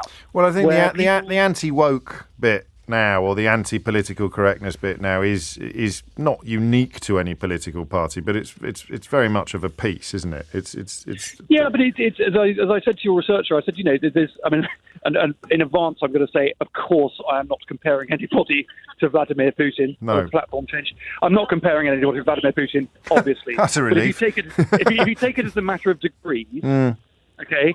At the one end, you've got Vladimir Putin, Donald Trump, who just so obviously, blatantly, what they're saying is utter words that I can't say on radio. Yeah. And then you kind of come down the other end of the spectrum, and you have politicians in this country who they'll just try and get away with stuff in an interview because they think if they spin a line that sounds kind of okay, but what they don't realise, or maybe they do realise it, they just don't care, is that everybody watching it knows. We all know. We're all so fed up with it. I mean, like I said to your researcher, it's a good word. Exhaustion. I have a child with special needs. Yeah. I've had to battle against systems for 6 years where people have flatly told me to my face things that I just know they're just saying it because it'll get them through that meeting, and then they can put it on the back burner for a bit until I chase them again. What? Just to be clear. And this is for my benefit, not yours. What is it about the Joe Lycett adventure that has prompted you to make this call at this time? Well, it's because I've just been listening for so long to all of this rubbish. But what is rubbish? I don't understand. You think what he's done is rubbish, or you think he's highlighted the rubbish? What I think Joe has done is absolute genius. Right. Because, we all sit there and we go, God, I just wish that person would shut up and say the calm truth. down, mate. It's a living. My kids need shoes. Not you. I see. Or even some of the other commentators on LBC who I don't agree with. But, and what he's perfectly done has said, I can see you for what you are, which is just basically somebody who's BSing his way through. Not you, James. I'm not saying you. The David Beckham's PR will probably say, "Oh yes, but But we haven't done a phone. We wouldn't have done a phone in. I don't think we would. Maybe I'm being too hard on us, but I don't think we'd have done a phone in on David Beckham specifically if it wasn't for Joe Lycett. So he has pulled my pants down a bit as well. Well, but I don't. I mean, you've got in a good way. We all need number of things that you. Well, I couldn't possibly comment on your pants being pulled down, James, but it's at the end of the day, you in your position on a radio station, you've got a million and one different topics to cover. True. And you have to choose something that so you can't be called out for not calling out the topic that a bunch of people might want to be called out. You've got to choose something. But I think the reason why I called in on this is just because I think it sums up the exasperation that we as a population now have. We've been... He's lifted the bonnet, hasn't he? He's lifted the bonnet and turned on a spotlight and goes, this is how it works. We all know it, but you never quite see it this blatantly and this clearly. It's lifting the bonnet on something that actually all of us, everybody listening to this radio right now, knows, which is that these people come on the radio and they say I don't know that everybody does know. But if I listen, stop you. Sorry, I'm interrupting. Sorry, James. They try to stop you from getting to the question that is going to be the killer question by obfuscating for as long as they can until the clock runs down. Yes, and your clock has run out. But it was a powerful contribution, and the only thing I'd quibble with is I don't think people do realise it. If I invited on now, if I segged effortlessly from talking to Charlie and his beautiful description of what Joe Lycett has done to saying, and now we'll speak to someone who runs a food bank and we'll ask them what they think about. I don't think most people listening would realise how ridiculous that was in the context of this conversation. Just trying to turn everything into a binary fight or the conversation should be about Qatar and David Beckham. But I call it the Murdochization or the populism or just the denigration of British media now. Means is someone trying to do something important and powerful, let's actually turn it into an opportunity to give him a kicking, or let's start questioning his motives, or let's start talking about whether or not he's the real villain in this piece. Not the people killing gays in the Middle East, but the gay British bloke objecting to a so-called gay icon taking 10 million quid from the government that kills gays in the Middle East in order to help them do a little bit of friendly PR. Let's make it all... And that's why it's so beautiful, because it worked so well. He pulled down the pants of almost every sort of right-wing blowhard in the country. And all the Gammon and Pineapple Party members who've been queuing up to have a swing at him anyway, whether through sort of mild homophobia or just base ignorance. It's always hard to tell the difference. Samer is in Birmingham. Samer, what would you like to say? Hi, how are you doing? Very well. What's on your mind? I was saying, so I've worked for the Premier League clubs promoting in Arabic, basically in the Arab world. Yeah. And we've always faced a lot of LGBTQ stuff. I mean, sadly, it is really, really a huge challenge every time we try to promote anything, because there's problems in the culture there. But I just want to mention something. I think this is really badly thought about by the FA, because you've got the Iranian captain going out and speaking about what's happening there, risking his life, his future, his family's future. Yeah. And he's gone on, and now it just and this is in no way on Harry Kane himself, but now for a yellow card, we're ready to drop this cause. The optics don't look great, do they? You're talking about Hassan Safi, aren't you? Who, I mean, yes. And I know you know this, but for the benefit of the tape, he is attacking the regime in his own country. Very, very powerful words, which, as you remind us, put him and his loved ones in great jeopardy back in Iran. Whereas Harry Kane is criticising the hosts of the World Cup. So I hope that doesn't sound like hair splitting, but it is a nuance. But the idea that you abandon your principled protest because of the threat of a yellow card, when this chap is speaking up with the threat of death. Yeah, crikey, you've stopped me in my tracks a bit there, Samer. Yeah, and also, I mean, the thing is the difference between this. Really getting frustrating for me, because I work in PR, like how they're making political views are very different from activism. LGBTQ, anti-racism is activism.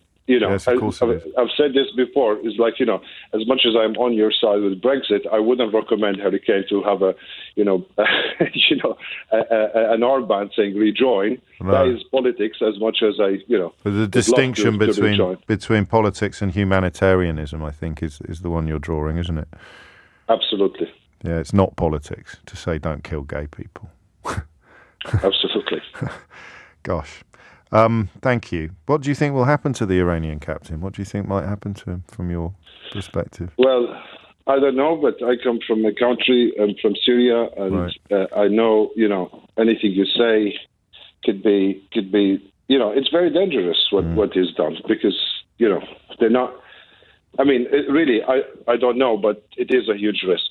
And siding with the protesters, of course, acknowledging that people are unhappy. Incredible words. I'll share some of them. Before anything else, I would like to express my condolences to all of the bereaved families in Iran. They should know that we are with them, we support them, and we sympathise with them. We cannot deny the conditions. The conditions in my country are not good, and the players know it also. He plays in Athens, I think, so his direct family will be with him, will be there, but there'll be plenty of people, I imagine, back in Iran who could face consequences of his words. We are here, but it does not mean that we should not be their voice, or we must not respect them. Whatever we have is from them. We have to fight, we have to perform the best we can and score goals and present the brave people of Iran with the results, and I hope that the conditions change to the expectations of the people. And just looking at the BBC's analysis of it, and this is not a criticism of the BBC journalist, but listen to this. It would be unusual for a senior player to say anything political in a tournament like this. And just thinking about Samer's distinction there between political and humanitarian, or politics and activism, it's not as easy as I thought it was, because that is kind of political. You're criticising a regime that is killing protesters. Words, eh? 31 minutes after 12 is the time, and speaking of words, do reflect upon what the Iranian captain had to say about events and indeed regimes back in his home country. Hassan Safi, who'll be taken to the field in about half an hour to play against we have to say this, to play against a fella who won't even wear an armband, to stick up for what he believes in. Amelia Cox is here now with the headlines. 12:35 is the time. You're listening to James O'Brien on LBC. And I don't know. Listen, we're live. Football starts in 25 minutes. Talking a bit about Joe Lycett, or a lot about Joe Lycett, but now that call from Samo, which I think somewhat to my embarrassment reminded me of the words spoken yesterday by the Iranian captain, which we hadn't previously covered on the programme, who has truly risked a hell of a lot by speaking out against the regime back in Tehran. The idea that, I mean, why is Harry Kane not wearing an armband in 25 minutes' time? Because he'll get a yellow card, and therefore, if he does it twice, he'll miss a game. And if our captain and one of our best players misses a game unnecessarily, it compromises our chances of doing well in the World Cup. This is leading inexorably to a question of what's more important, protesting against laws that legitimise the murder of gay people, or winning the World Cup. Just wear the bloody band. But then it becomes something that defines him for the rest of his life. For good or for ill. For everyone that thinks it's an incredibly brave and wonderful thing to do, you'd have somebody like this, who's actually an MP, somebody called Brendan Clark-Smith, who has elected to respond to the news that England and Wales have decided not to wear the armband by tweeting, "Now cut out the kneeling nonsense and the rest of the selective virtue signalling and let football do the talking." If you need any help at all understanding the bovine ignorance of that contribution to public discourse, then just download the first hour of the programme today, where we covered it fairly comprehensively. What an absolute tool. So there it is. I mean, on the one hand, how important is it to protest against laws that legitimise the murder of gay people?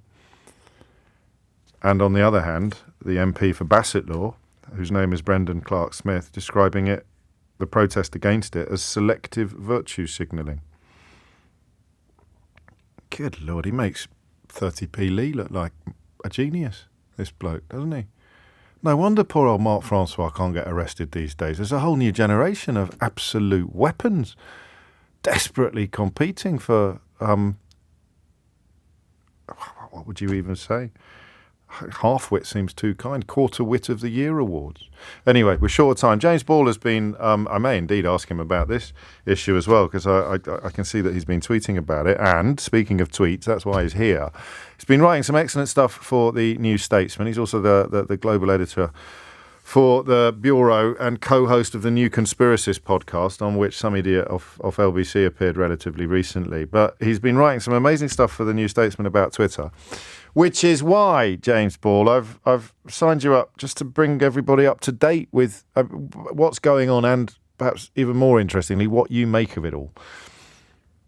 So, I mean, the key thing to say is Twitter is still there. Yes. It's creaking around the edges, but it hasn't fallen over even after the triumph that was Qatar versus Ecuador. Its servers didn't melt yet. But it's getting increasingly unhinged. I mean, Musk fired half the staff. A lot of the remaining senior staff walked out. And then he basically said, work a lot harder or I'll give you 3 months' money to go. And another 1,200 people went, OK, I'll take the money. So it's running on about a third of the staff that it used to. And he's reinstated Kanye, he's reinstated Donald Trump, although Donald Trump has so far not actually come back. So essentially this, until about a month ago, this was a company that got about $1 billion in advertising money every 3 months. Twitter brought in quite a lot of cash. What possible brand, other than maybe MyPillow, the mad sort of Donald Trump brand, would possibly advertise on it right now? So it's starting to fall apart, and there's sort of funny bits that are falling apart of it, like for some reason its copyright checks have failed. Okay. So people are posting threads with full movies in 2-minute blocks, and they're staying up. So I mean, it's entertaining. I'll give him that, but it's he may as well just be burning money live on air, sort of Joe Lycett style. Yeah, well played. So I've got a sense then of a dam that will eventually break. For the record, just on a personal level, I don't want it to fall apart. I love Twitter. It will leave quite a big hole in my life and arguably in my sort of working life as well. I don't quite understand why any description of how badly things are going is often responded to by people claiming that it's no longer a left-wing echo chamber, and that's why everyone's upset. Perhaps it's the nature of the people I'm exposed to on Twitter, but it's about as far away from a left-wing echo chamber as anything I've ever seen. It's racists are us on an almost daily basis, so it's very hard to get a proper thread on it, except the sense you've just given of a dam that is almost certainly going to break. At some point, the sheer scale of traffic is going to breach, and then it will fall apart at first slowly and then quickly. Yeah, I think first slowly and then quickly is it. This thing's been built over 12. Twitter used to go down all the time. What you will see is little weird stuff fail. Replies appearing in the wrong place, your follow account not quite working. If you send a DM at the moment, the text stays in the text box so you can repeat yourself. So all of those are just your little warning signs. It's sort of, like the ceiling dripping just before it collapses in and a bath falls through your roof. A lot of people are tweeting me actually to say that they've noticed glitches like some of the ones you describe. It's just sort of weird stuff happening. You'll get more and more of those quite quickly, and then that's where things shred. But the business is what's really shredded. How is this going to make any money ever again? You're sure about this? I mean, because, there are people still offering up defences or offering up slightly unicorny analyses and then, of course, there's that slightly deferential school of thought that just says, well, he's made a ton of money in various other fields. He must know what he's doing. I mean, look, a lot of people have bet against Elon Musk before, and they've been wrong. Yes, that doesn't mean that the run lasts forever. Twitter used to make $40 per month in adverts from its top US users. Those people, it's now asking $8 per month to show them fewer adverts. It doesn't have any adverts anyway. Actually, the maths to make Elon's plan work don't exist. You don't see it. And so he's either got to turn around and come up with a real plan for Twitter that doesn't just involve owning the libs. It turns out owning the libs isn't compatible with running the world's town square. I know it's fun to own us, and that's fine, I get that, but it can't be the core of your philosophy, and so it's just chaos. Are you surprised by that? Because I'm not. You follow these things a lot more closely than I do. I couldn't answer 3 or 4 questions about Elon Musk or his commercial activity, which is a failure on my part. But are you surprised by how quickly it's become clear that he was just essentially part of a sort of self-pitying? Imagine the richest man in the world thinks he's part of victim culture. He thinks he's part of a worldview that is being squeezed or shut down or cancelled. Have you been surprised to see it come down to such simple terms? He's always had that petulance. Has he? There's no free speech in his companies. He's brutal with NDAs and firing critics and all of that. We knew he's thin-skinned, but he does believe in free speech. But as I've said, he believes in it in the same way as, when a teenager gets told off for swearing in class, they Google the First Amendment. Right. They're sincere, but it doesn't mean that they understand the issue at all. And I think he was like that. He came in kind of going, everyone's an idiot, I can fix this. And he's not bothered to learn anything. So it reminds me of the early days of Trump. Yeah. There was a little phase where people thought he'd come in and be more sensible than he sounded off, and then he's done the opposite. So what are we looking out for? What will be the things you've mentioned, like glitches on screen, and what about the blue tick thing finally? Because that is, I changed and then it changed again. Some people are now official, other people aren't. You have to click on the blue tick to find out whether it's been bestowed or bought, but that's all. Whether it's a real one or not. Yeah, well, it is that simple, sadly. There was a blue tick yesterday that was saying that Qatar, any criticism of Qatar is just anti-Arab racism. Yeah. 60,000 RTs, etc., 135,000 followers. The account's a month old. Oh, boy. And has a blue tick that it's bought. And so the battle against bots is clearly going well. And I think you've got to watch for glitches, but you've also got to watch for anti-Semitism and transphobia coming that back. stays up on the site. And, I think that's your real canary in the mine. And speaking of bots, he was quite outspoken about his belief that Twitter was completely corrupted by the number of accounts that were not real, and yet he conducted a Twitter poll to decide whether or not Donald Trump should be reinstated on Twitter. That seems a little contradictory. So, I think if you're looking for a consistent philosophy here, you're going to be disappointed. Finally, you've alluded to Joe Lycett's interventions. You'll be aware that the England-Iran game kicks off in 14 minutes.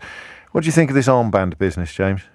It's absolutely pathetic, and the FA should be deeply ashamed. They've spent months kind of saying that they care about LGBT fans, and they pointed to this as a gesture. It's not even the Pride Rainbow. It's like a sort of watered down nothing, and at the slightest inconvenience, after kind of using this as their shield for months, FIFA hasn't changed its rules. This sanction was always on the table.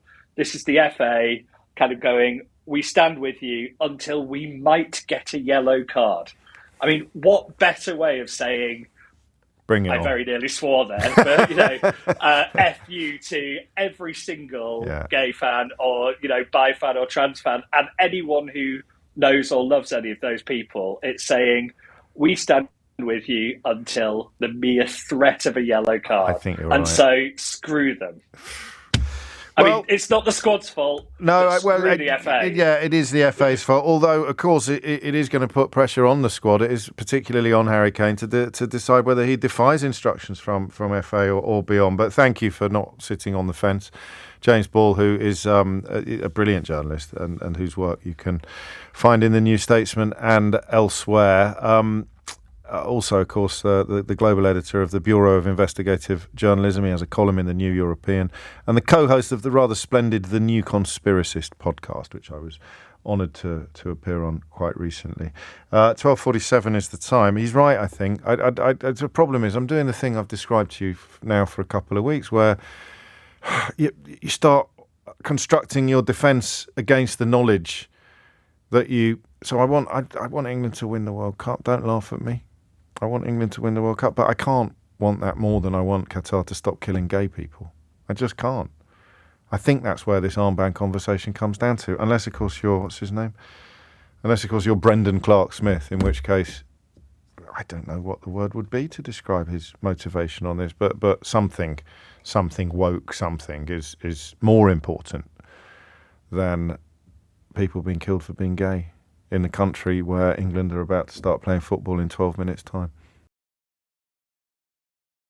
Kudos to Alex Scott, who I already hold in the highest imaginable esteem. The ex-England international turned broadcaster is inside the Khalifa International Stadium working for the BBC, and she is wearing the One Love armband that the England and Wales FAs have told their captains not to wear. So nice one, Alex. Of course, just to recap, if you are confused by how the right-wing British media works, if she hadn't worn it, she'd be a hypocrite. Because she is warning it, she's virtue signalling, you see? And if she'd boycotted the World Cup altogether and refused to go there, she would be a woke, virtue signalling coward. And there's an MP called Brendan Clark-Smith, who I think might be, even by the standards of the last 12 years, the single most unworthy holder of that title that I have ever come across. Why have I never come across him before? What a hideous human. Anyway, speaking of hideous humans, here's the opposite. Theo Ushery. Can we start with... I've only got 6 minutes. Do what you want. I'll shut up. Do you know who's holding a meeting today? The European Research Group. Oh, do you know why they're holding a meeting? Is it? Well, it's their regular Monday meeting, actually. Francois' Christmas gnome costume collection. They are very upset, James. They're always upset. No, they're threatening to go completely and utterly berserk. How will we tell? they're threatening to go completely and utterly berserk. I've been speaking to one of their members this morning, because for many of us, it was put to me, the defining issue of why they're in politics is Brexit, and they're very upset at the briefings over the weekend that we could somehow enter into a Swiss-style arrangement with the European Union, which of course would mean don't do that. Frustration. I'm going to do that. This is so stupid. You know this is stupid. Do you know what it would mean? Well, we can't do it. It doesn't matter what it would mean. It would mean accepting all the 4 pillars. Well, the 4 pillars it would, but the article I said we'll accept 3 and we won't have to do the free movement. Yeah, but to have the Swiss style arrangement, you have to. Because in 1999, Switzerland signed an agreement with the European Union to say they accepted that. I know. Anyway, so do you know who... Daniel Hannan and Nigel Fridge both said during the referendum campaigns that the Swiss-style model was quite a good one for us to pursue. But you can't stop freedom of movement with the Swiss-style model. I know that. Do you know I've been speaking to them about who they think's behind the briefings. Go on then. Do you know, un-British people. Un-British people. Un-British people. How un-British? Just un-British. But still humans. But un-British. They're not accusing Martians of briefing again. Un-British. Is that a slightly racist allusion to Rishi Sunak? I just got it here. Okay. Un-British people. Un-British, yeah. Complete failure special advisors. Yeah. Of course, the pointing towards... This is an organisation currently chaired by Marc Francois. Yes. Describing others as a complete failure. Complete failure special advisors. Yeah. And off-the-wall Remainers. Off-the-wall Remainers? Off-the-wall Remainers. Okay. And why are on-the-wall Remainers acceptable? I don't know, but they're off-the-wall Remainers. Carry on. And they're all getting the blame, as I'm quoting here, for chiselling away at Rishi. Oh, so it's not Rishi's fault. He's British enough. Yes, That's he's okay. a relief. I'd but there are these complete failure spads who are chiselling away at Rishi's resolve and want to take us back into the Swiss or into a Swiss-style arrangement. Listen, far be it from me to defend the European Research Group, but no one could claim that Brexit isn't going brilliantly, could they? But do you know what they're doing, the ERG? I imagine that they're putting underpants on their head, pencils up their noses and shouting "wibble" at passing ducks. Not quite. They're watching them like hawks. Watching who like hawks? The off-the-wall Remainers? The British people in the complete failure spads. Watching them like hawks. They're watching them like hawks. So unsurprisingly, when Rishi Sunak turned up today at the CBI conference in Birmingham, he was absolutely unequivocal. Was he? That we will not be entering into a Swiss-style arrangement with the European Union. Let me be unequivocal about this. Under my leadership, the United Kingdom will not pursue any relationship with Europe that relies on alignment with EU laws. Now, I voted for Brexit. I believe in Brexit. And I know that Brexit can deliver, and is already delivering, enormous benefits and opportunities for the country. Migration being an immediate one, where we have proper control of our borders and are able to have a conversation with the country about the type of migration that we want and need. Right? We weren't able to do that inside the European Union. At least now we are in control of it. That's a lie. We were able to do all of that inside the European Union. And migration from outside European Union countries was always higher, give or take, than it was from... That's a blatant lie. What happened to the professionalism, accountability and integrity that you were talking about? Yes, well, do you know who's back inside... Well, You're turning this into an episode of Mastermind. Well, you should know, James. Do you know who's back advising the Prime Minister, Rishi Sunak? Orville the Duck. No, Dougie Smith. Oh, Lord, Munira Mirza's husband. Now, King of the Culture Wars. He's not a household name. Not even in his own household. But according to 3 well-placed sources, he is back advising Rishi Sunak. This is all the anti-woke National Trust, the statues nonsense. Oh, Lord. Yes. Just what we need. Yes. One Conservative MP who put it to me said it's not good news. He's a libertarian without the structure. Now, sources close to Smith has told me that he's continued to work at CCHQ advising on bits and bobs. Number 10. Could he not get a column in the Telegraph? Because usually these absolute jokers get a column in the Telegraph. He's as a figure within politics, he's often below the radar. Right. He's not above the radar, but of course it does. Do any of these people ever take any responsibility whatsoever for what they have already done to our country? How do you mean? Well, I'm looking at growth. I'm looking at but the economy. I'm looking at. But would the elected politicians standing. have to take responsibility, James? Right, but Rishi Sunak is standing up in public claiming that there have been loads of benefits of Brexit and pointing at immigration at one of them, just as the CBI are pleading for more immigration in order to even have a fighting chance of delivering the growth that they keep wanging on about. Yes. What a time to be alive. So that's where we are. It's 1:00. That's it from me for another day. If you missed any of today's show, you can listen back on Catch Up on Global Player, where you'll also find all of LBC's shows to catch up on, as well as the world's biggest podcasts. Do download Global Player for free from your app store or head to globalplayer.com. Coming up at 4, Tom Swarbrick. But now I'm delighted to welcome back to the field Ms. Sheila Fogarty, Ms. Sheila Fogarty, Ms. Sheila Fogarty, Ms. Sheila Fogarty, Ms. Sheila Fogarty, Ms. Sheila Fogarty, Ms. Sheila Fogarty, Ms. Sheila Fogarty, Ms. Sheila Fogarty, Ms. Sheila Fogarty, Ms. Sheila Fogarty, Ms. Sheila Fogarty, Ms. Sheila Fogarty, Ms.